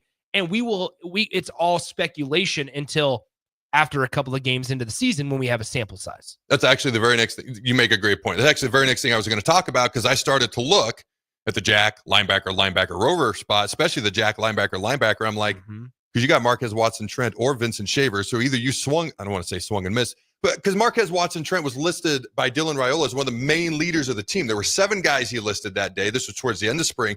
He only listed 7 guys, and Marquez Watson-Trent was one of them. So how do you go from that to possibly not starting? But I think, first of all, Vincent Shavers, day-to-day. Maybe that's part of this as well. But I think it's like the defensive line.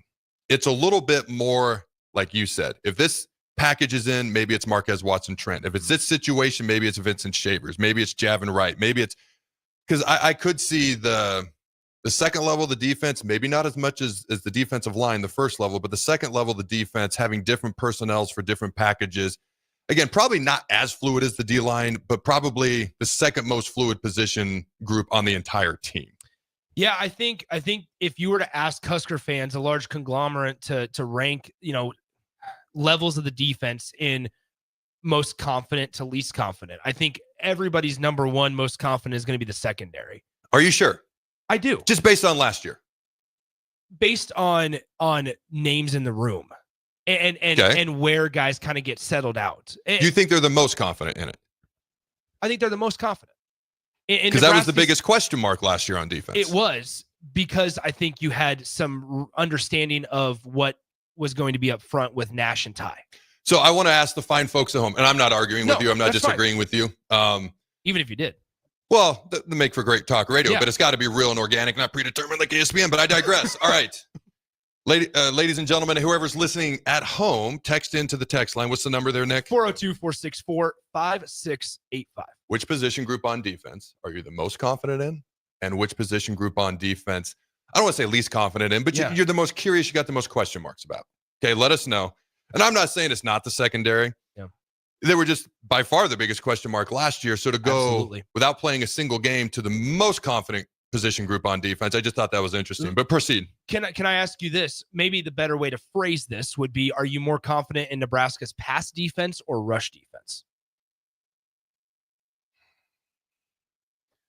Probably pass defense. And I had to think about it. Yeah. Because there's more question marks on defense as a whole. 100%. Now, we talked about returning experience on when it came to the offensive line. Does that equate to great players? No, it doesn't automatically equate to great players. But you look in the secondary, I feel like I really like Andrew Marshall. Deshaun Singleton was going to go to the NFL. Okay, you look at a guy like, Malcolm Hartzog, I want to see him make the appropriate progression that he should have made starting at his true freshman year after Frost was fired and he got to start some games as a true freshman. We haven't seen the appropriate progression. Did he make that this offseason? Because he could be a great player. Zaire Wright, Space Jam. I love you, man. I love that guy. So I'm going to go with the second level of the defense, just slightly over the back end of the defense. And then the defensive line, again, not the least confident, just the most I want to see and curious about.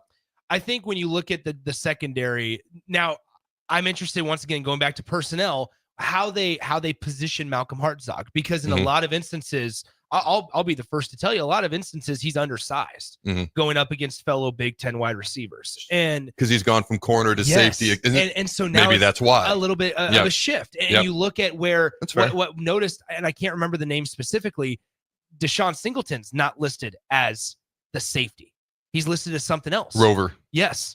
Which is more of a diverse role. I noticed that for Deshaun Singleton. So there's a little curiosity there. I like what Andrew Marshall brings to the table a lot. Yes, I do like what Andrew Marshall brings to the table a lot. Sierra Wright, you feel confident in after he took a job from what was a consistent starter of Tommy Hill last year. And so you look at what's going on. Sierra Wright. But I'm saying Tommy Hill was consistent, was viewed as a consistent starter. Well, I'll let it go. It's in the past. But they took, but I'm saying you're making my point of where he took his job. Oh, during the season. During the season. Okay, now I'm with you. There was talk. You talk about NFL draft pick potential before the season. Don't forget, Tommy Hill was getting high draft grades. I remember. And Sierra Wright comes in late in the process and ends up taking. I'm with you now. I thought you were saying Tommy was consistent all season. No. We're on the same page. Take the microphone away. If that's what I'm saying. No, go ahead. But no, that's basically all I had to say. Is I think that there's more certainty in who's going to be where and when in the secondary than maybe up in the front seven. What have the fine folks at home had to say, or the people driving around? If you're texting and driving, it's okay if you're doing it with this show. I didn't say that out loud. I don't know if we get in trouble legally, but go ahead. A lot of folks are confident in the linebackers. 0778 on the text line says, I'm most confident in the linebackers by far. 1922. I'm confident in the linebackers. My issue is being able to generate off the edge. Most confident from Brian says DBs. I'm least confident in the defensive line. Gorilla Bear. Most confident in stopping the run, least confident in rushing the passer. Okay. Most confident in stopping the run. So that would be my two biggest. It's hard because I see pluses, I see question marks on this defense. I see the most athletic defense, in my opinion, that we've seen in a decade. Okay, if not more. I also see one of the least experienced defenses, especially on the defensive line, we've seen in quite a while. Although 2 years ago, it was really just Ty Robinson, and then in came a lot of new guys, and they played really, really well. Matt Rule's first season. So we'll see how it unfolds. When you are as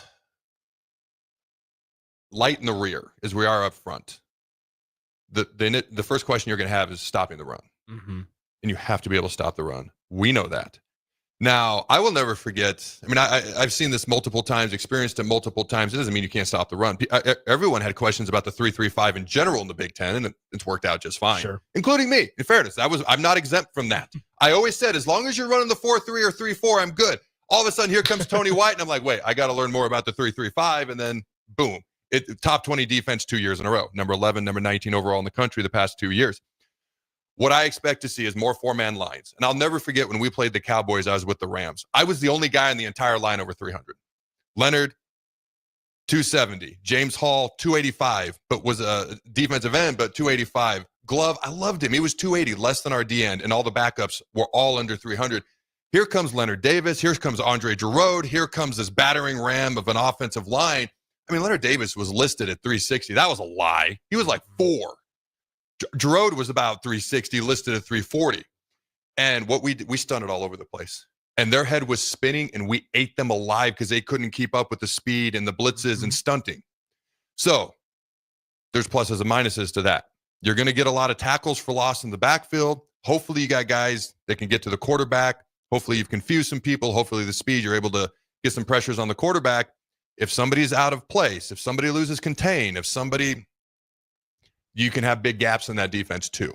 So that's where I'm like, stopping the run is a consistency thing.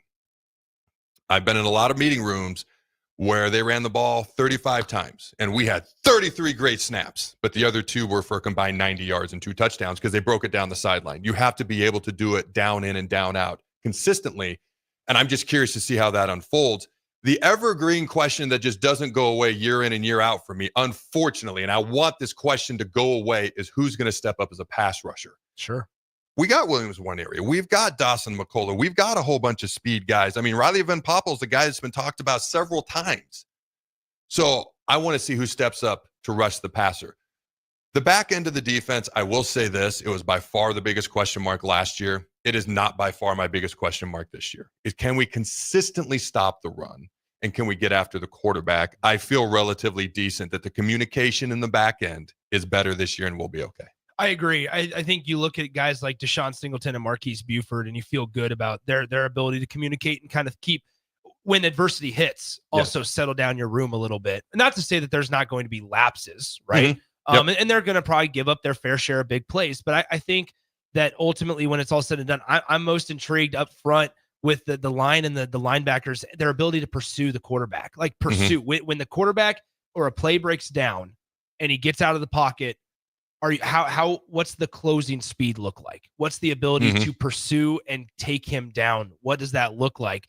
Because if we're just going to run all over in circles and reverse field and allow the play to, well, then guess what? The longer you ask those guys to cover in coverage in the secondary, and your inability to get to the quarterback or your inability to take the quarterback down, then they're going to allow, there's a greater chance for a breakdown in the defensive backfield because you're asking those defensive backs to stay with a Jeremiah Smith for 8 seconds. And that's almost impossible. That's not going to happen for the best DBs in the country. Not with him. Right. And so when you're talking about, I think it's complementary, C word, complementary. I like it. You have to, it starts up front with the guys that we kind of talked about.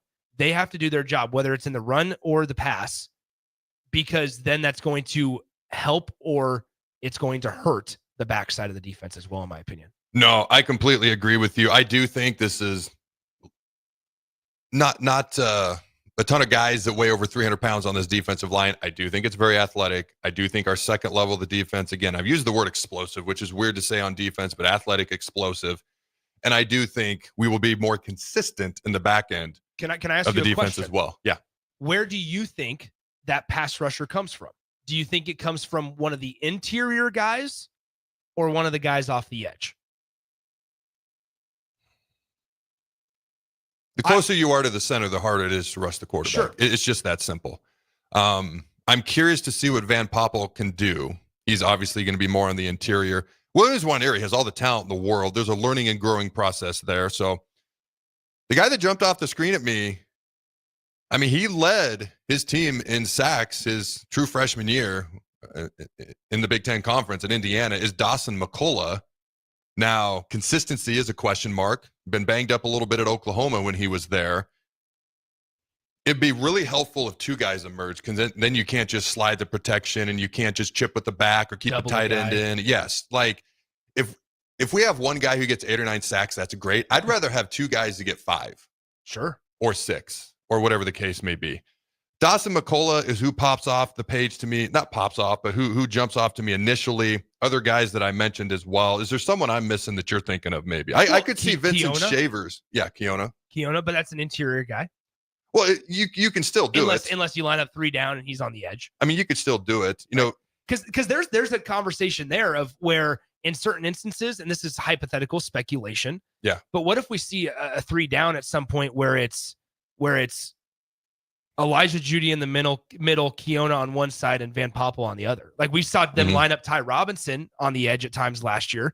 They tried to become real multiple at times. I'm that's once again is the personnel. I keep going back to the personnel conversation with John Butler and when you bring in guys like Phil Simpson and you bring up in guys like why am I blanking on the defensive lineman's name? Defensive line coach Braden. Terry Braden. Terry Braden. Sorry. That's okay. And so, like, why, how do we see the personnel unfold with the combinations of guys? That's a great point. Because sometimes when you go from like 12 to 13 personnel to 23 personnel on offense, you'll see like 5 guys jog in and 5 guys jog out. Usually on defense, it's like 1 or 2 guys, like an extra DB's coming in, or an extra lineman if it's short yardage or whatever, or maybe just a bigger lineman if it's goal line and short yardage or whatever the case may be. I wonder if on defense we see 3 or 4 guys come in, 3 or 4 guys come out based on the down and distance and offensive personnel packages. So anything final from the text line on defense? Because we do got to get to special teams. Otherwise, we're just pretending it's a third of the game instead of actually treating it like a third of the game. Anything off text line, though? Yeah, so let's see. There's a lot on the running backs. People said that Dowdell ran angry. No, at he times. didn't. Against Wisconsin, he did. Colorado, right? But like, can you get up? Not consistently, though. Yeah, exactly. But can you get up against Cincinnati the same way you can get up against Michigan? We'll find out. I remember specifically saying on this show last year, I want to see him run with his big boy pads more often. So that already tells me what I thought last fall, which I remember anyways. We have some that says not concerned about the defense at all. Matt Rule has always prioritized defense and always had good defenses. Gorilla Bear said, I'm most confident stopping the run. Obviously, we talked about that. Would have said McGahee, but he seems to have fallen a little down the depth chart. It's crazy to me. Nolan Borders says, in terms of sacks, I like Willis McGahee as well. Corey and Lincoln, push your chips in for Keona Davis as that pass rusher you've been looking for, Adam. I would be excited. I would love that. Somebody also said they need to play like black shirts. I'll agree with that. I ain't gonna argue with that. Corey and Lincoln, real quick before we get to break. I think you're going to see Waneri and Lenhart on one end, Van Poppel, Judy in the middle, and Keona Davis on the other man. On the other end, that's your 4-man front. That'd be real creative. Like there's potential here for John Butler and staff to be very creative. And very unpredictable with how they line up front. Oh, unequivocally. So many potential combinations. All right. So he mentioned you got to play like black shirts. Shout out to Grant Wistrom. Just moved back to Lincoln. His daughter's on the soccer team. He put out a post the other day. I could pull it up on my phone. But essentially he said something to the effect of, back in the day when you played for the symbol on the helmet instead of the name on the back of the jersey. I don't think that's a shot at anybody, but that was their mentality. And frankly, that was mine.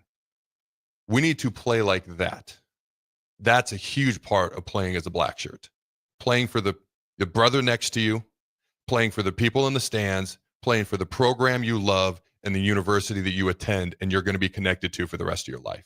To me, that's a huge part of playing like a black shirt. All right, ladies and gentlemen, don't go anywhere. We'll be right back. Hey fans, there's more winning at Amigos with the VIP Game Day giveaway. Every app scan is your chance to win premium tickets to a Nebraska football, basketball, and volleyball game, along with exclusive game day perks. And when Nebraska goes to a bowl, the winner also gets 2 tickets, lodging, and airfare to the bowl game. Weekly semifinalists will win free food for a year. Go Big Red. Eat at Amigos and enter to win.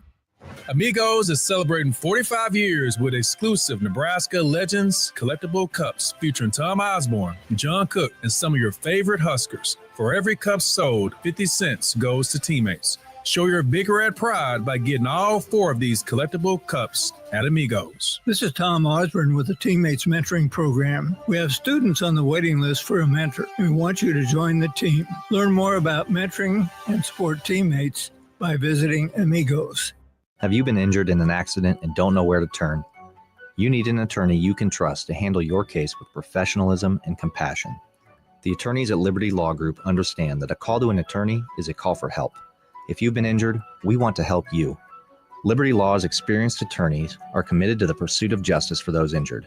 Call Liberty Law and find out how we can help you get the compensation you deserve. Call 877-42-LIBERTY. Call the trial attorneys you can trust.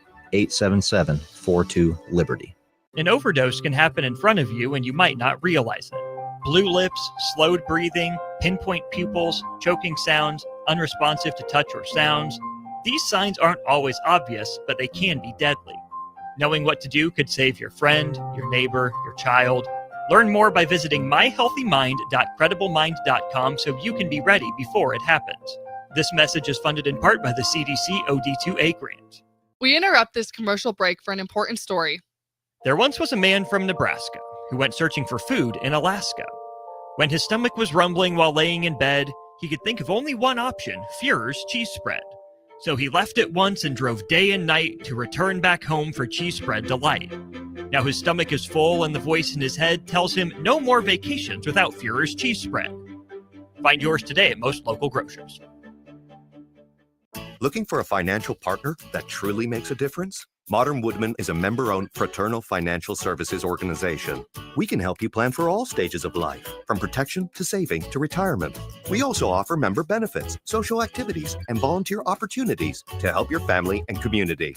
I'm Sean Erickson, your Modern Woodman representative in Lincoln. Call me at 402-483-6515 to start the conversation. Modern Woodman of America, touching lives, securing futures. Since 1983, Fast Mike's Rollouts have been a trusted and reliable company in Lincoln and the surrounding areas.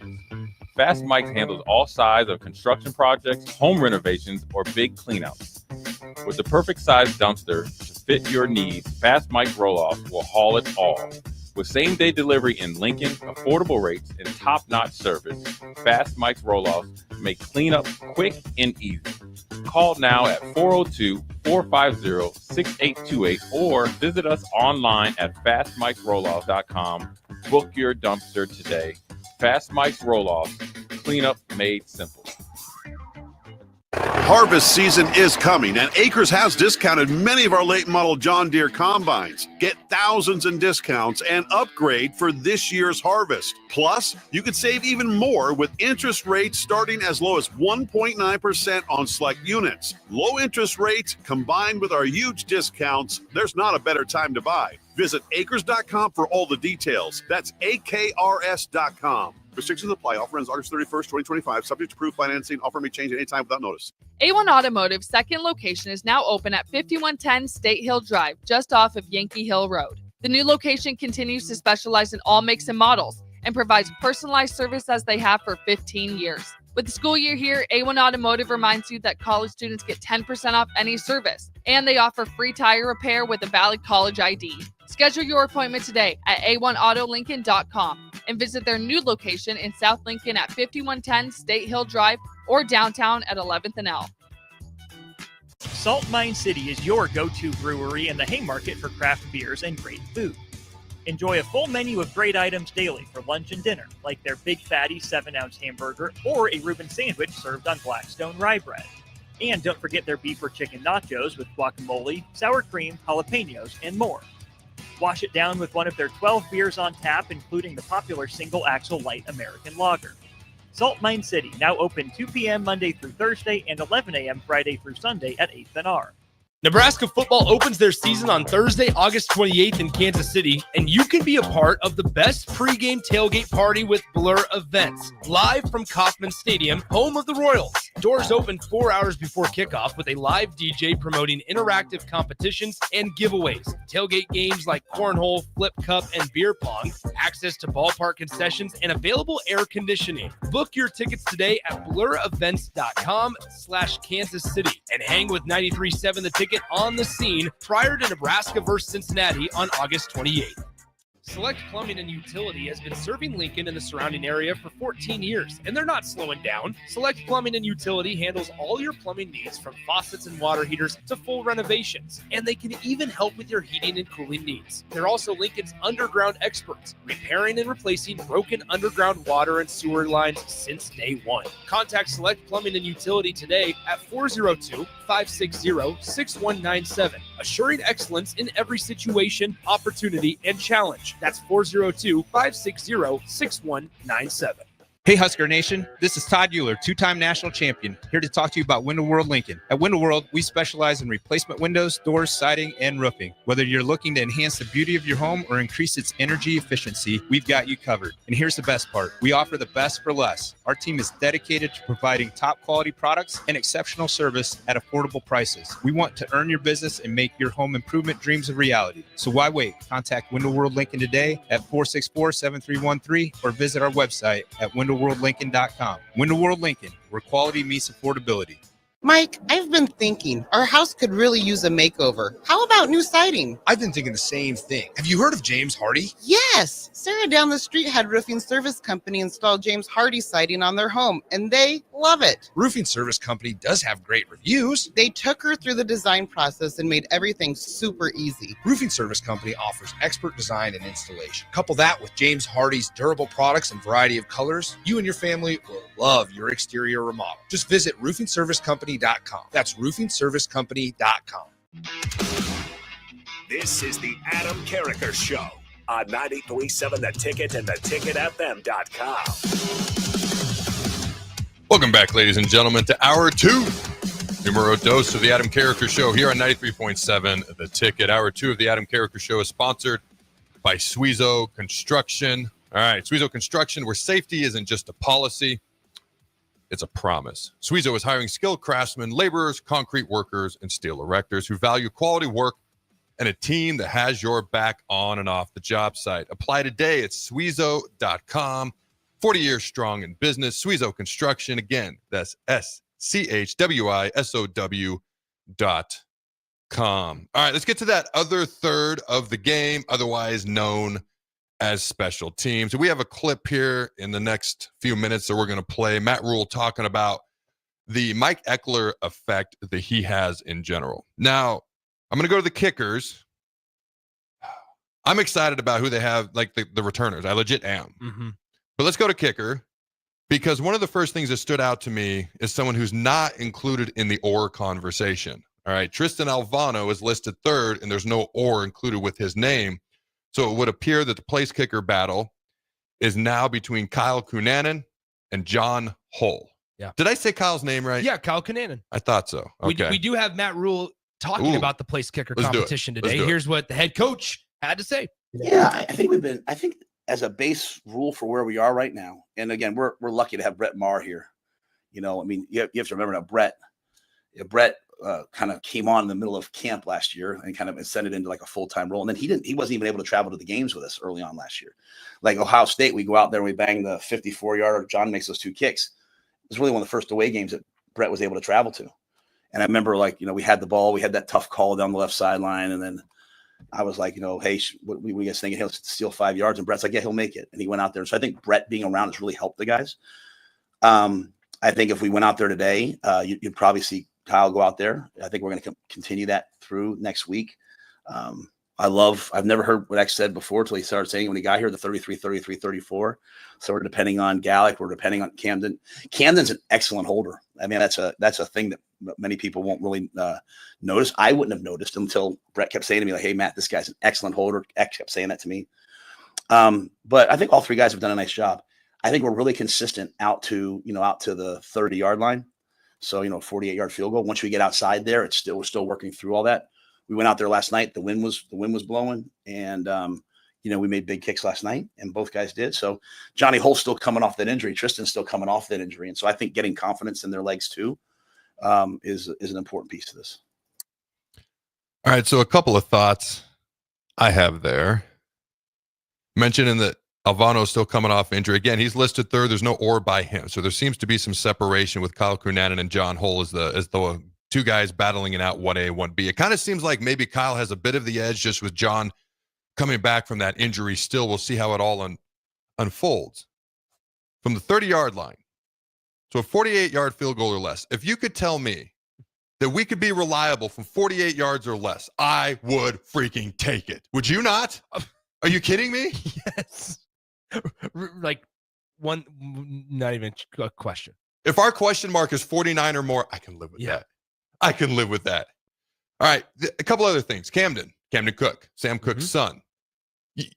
You can't.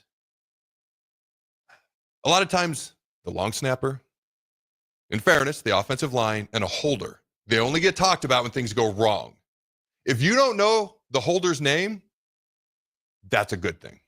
So Camden Cook seems to have stuck out to them, just like Kevin Gallic. They brought him in on purpose, the long snapper, FCS All-American, to kind of remedy the long snapping issues, because last year we had 2 long snappers, which meant we didn't have a consistent one.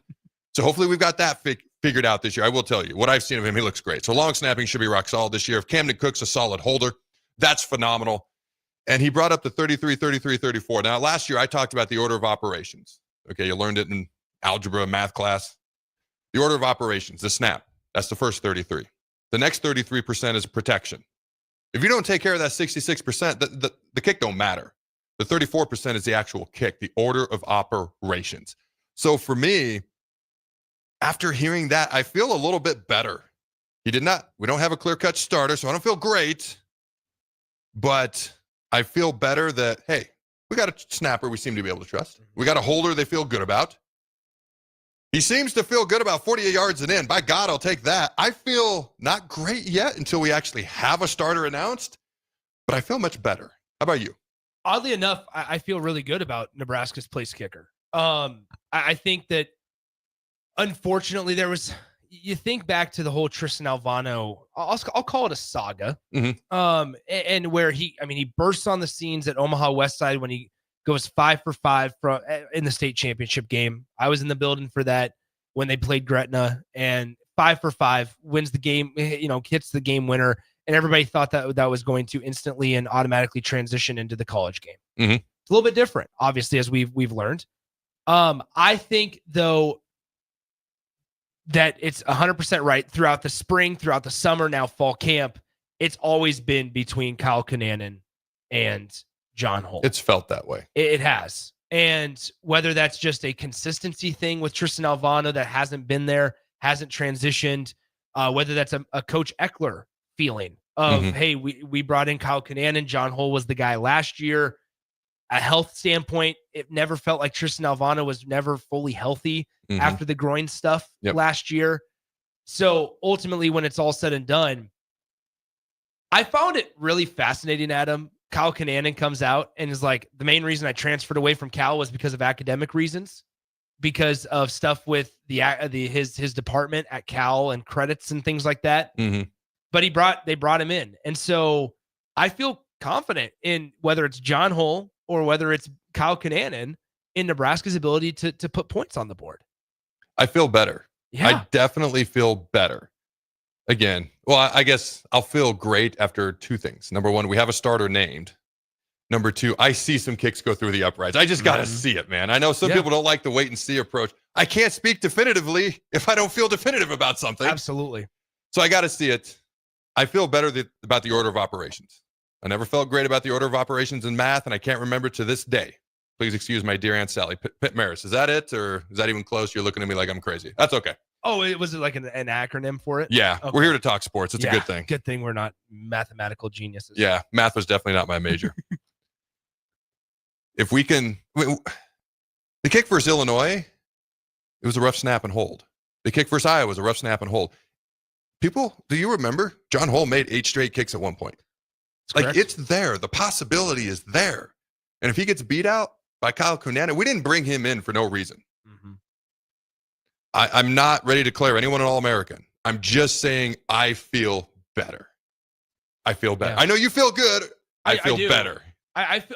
Better, I suppose, if you want to be real specific about it. I feel better about it than I did last year. I feel better about it than when Nebraska ushered true freshman Tristan Alvano out there as well. I just think that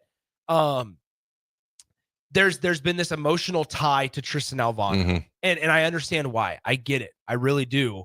Homegrown kid, made some big kicks in the state championship game, and you expected it to. Everybody said, "Oh, well, he kicked those kicks in Memorial Stadium, so that's automatically going to transfer." And the wind swirls, and it's crazy in Memorial Stadium. True, you're right. But also, there's something about kicking it in a college game versus a high school game, and you've obviously played at all the levels to where just the difference in pressure and expectation and consistency is king. Consistency is king, and if you get it's like in golf. If you get the shanks or if you get the jitters and you just cannot get it right between the ears, then especially at the kicking position, you're setting yourself up for failure. And at some point, you got to move on. You have to move on. It's such a mental position, kind of like playing baseball, kind of like playing softball. Such mental games. This is a mental position. Quarterback, in large part, is a mental position as well. I am insanely and wildly inconsistent in golf, and I absolutely suck at it. I'm just going to put that out there. Let's see. Returners. I just get excited. Like, We look at punt returner, Ja'Cory Barney and Andrew Marshall. Andrew Marshall was a great kick returner. I know we're talking punch up, but he was a great returner at Idaho. Now, he didn't have a ton, but, I mean, he took some to the house. He took some 40, 50, 60 yards. So you got Ja'Cory Barney, Andrew Marshall. Kick returner, you got Isaiah Mosey. Again, they're trying to find ways to get the ball in this kid's hands. Yeah. There's a reason for that. Okay. And Mekhi Nelson's actually listed, Kenneth Williams, and then Mekhi Nelson's listed as a potential kick returner as well. In fact, it's all or when it comes to the kick returner. So we'll see what they do with them. You know what most excites me when I read those names? Those are your dudes. Yes. Ja'Cory Barney is your dude. Mm-hmm. Remember back in the day, and this predates the staff, and I get that. They'd have it was like Wyatt Lever back there returning kicks. Mm-hmm. And you just knew that they weren't trying to do anything with it. And you were just trying for sure hands. And I get that because at that moment in time, Nebraska was lucky if they had a drama-free special teams game, mm-hmm. right? The entire offseason, we've been pleading for Nebraska to just be slightly net positive.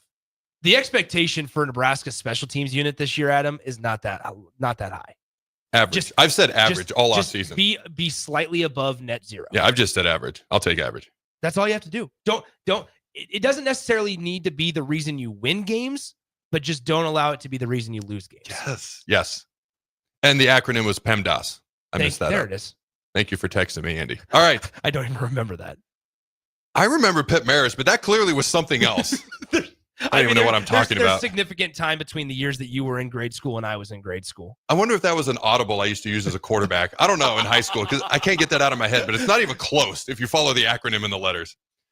All right. I had one other thing.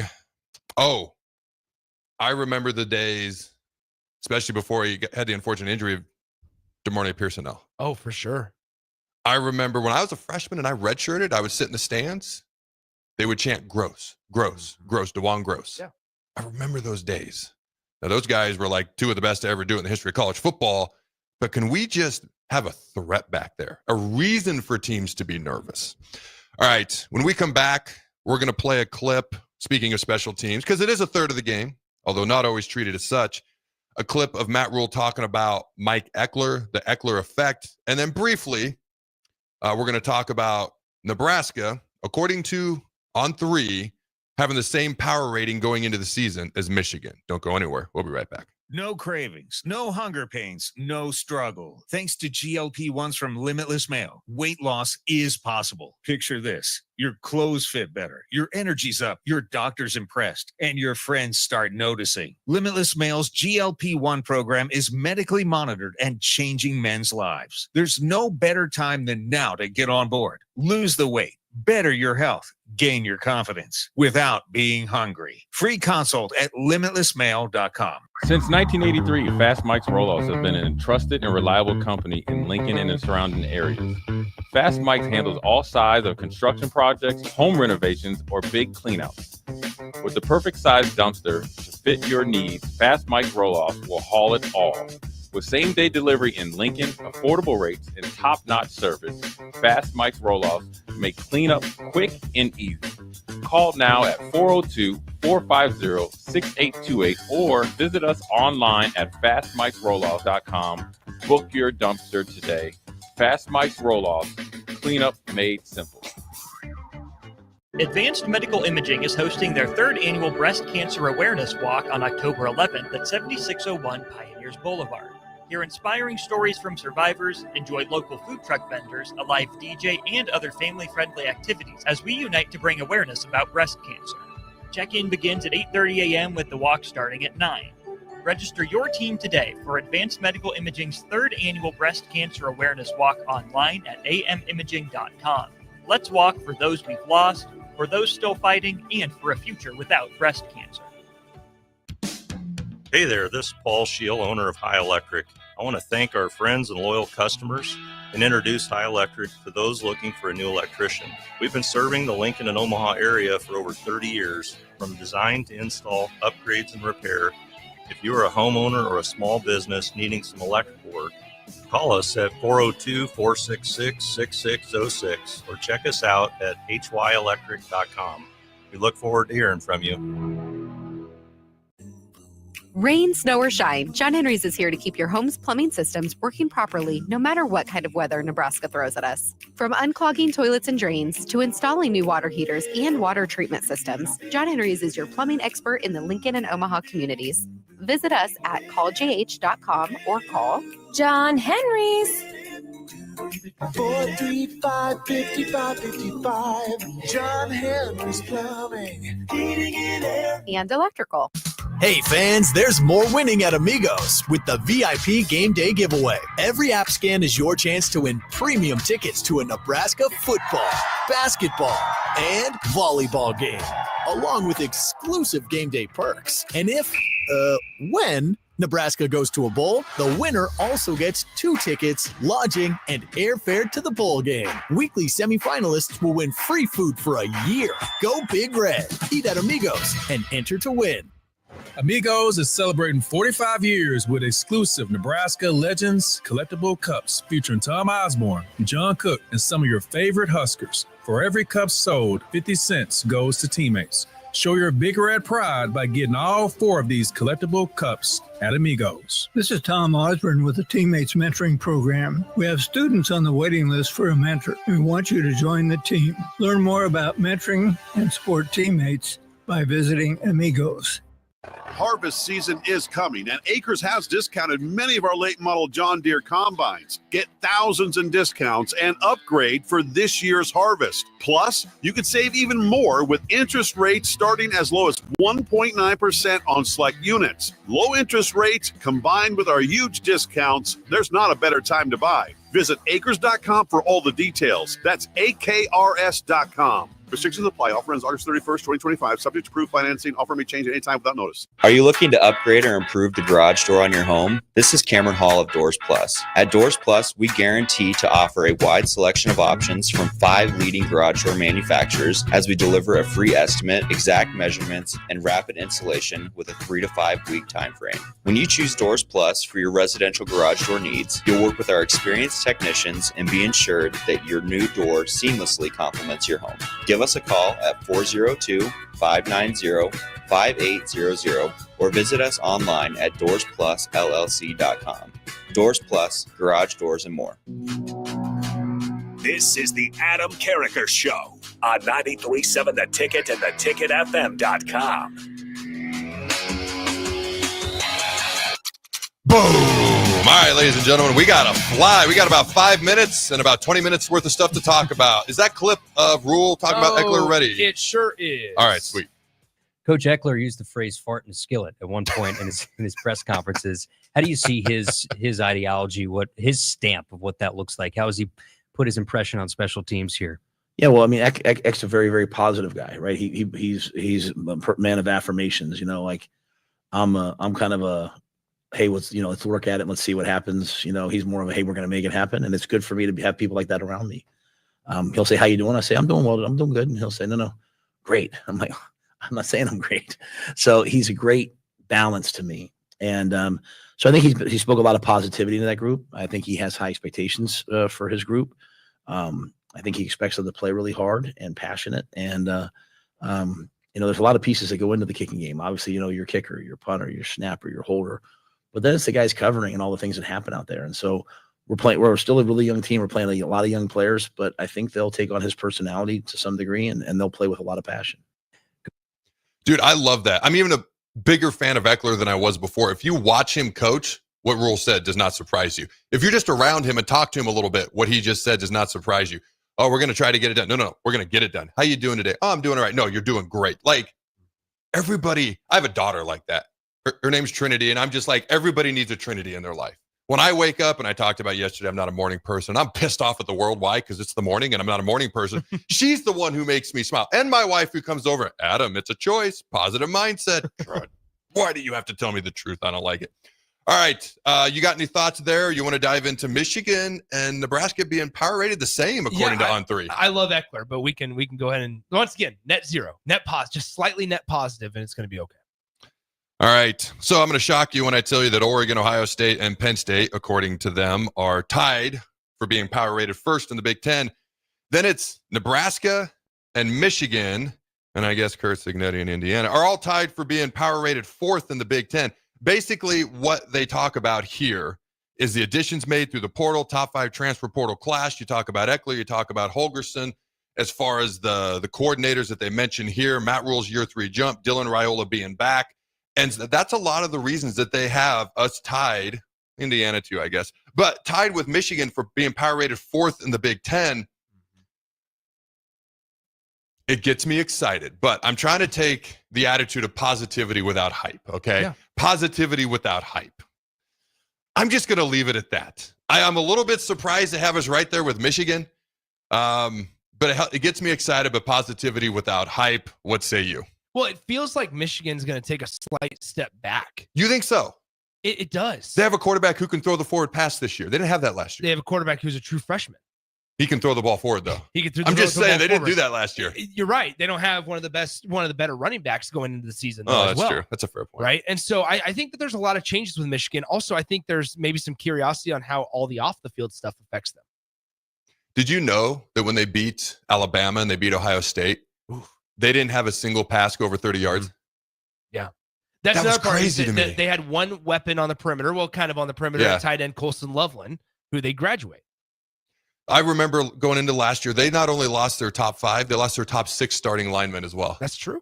They're going to be an interesting team to watch as well. Obviously, Michigan's going to Michigan. Their floor is probably 8 wins. So I guess when I'm like, hey, we're power rated the same, I'm thinking maybe 8 or more wins. I did predict 9 the other day, but hey, do we get that 8, 9, 10 win total? Final question before we get out of here, Nick.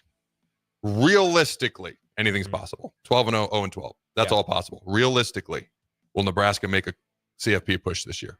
Push for the playoff? I think in the first 7 weeks of the year, we see the conversation start. We get on the precipice of what could be. I think the schedule gets a little bit tougher down the stretch. In November, Nebraska hasn't played well in November in years past. We got to see that actually play itself out this year. I have 9 wins as well, so that would not be a playoff push. In order for it to be a reasonable playoff push, for it to be reasonably reasonable, it'd have to be 7-1 going into November. Yeah. Let's just fire truck going off. Let's just start by beating Cincinnati. And let's start by figuring out who our starting offensive tackles are.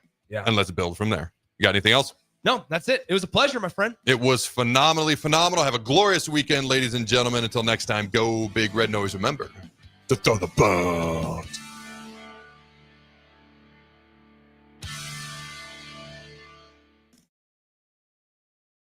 Are you looking to upgrade or improve the garage door on your home? This is Cameron Hall of Doors Plus. At Doors Plus, we guarantee to offer a wide selection of options from 5 leading garage door manufacturers as we deliver a free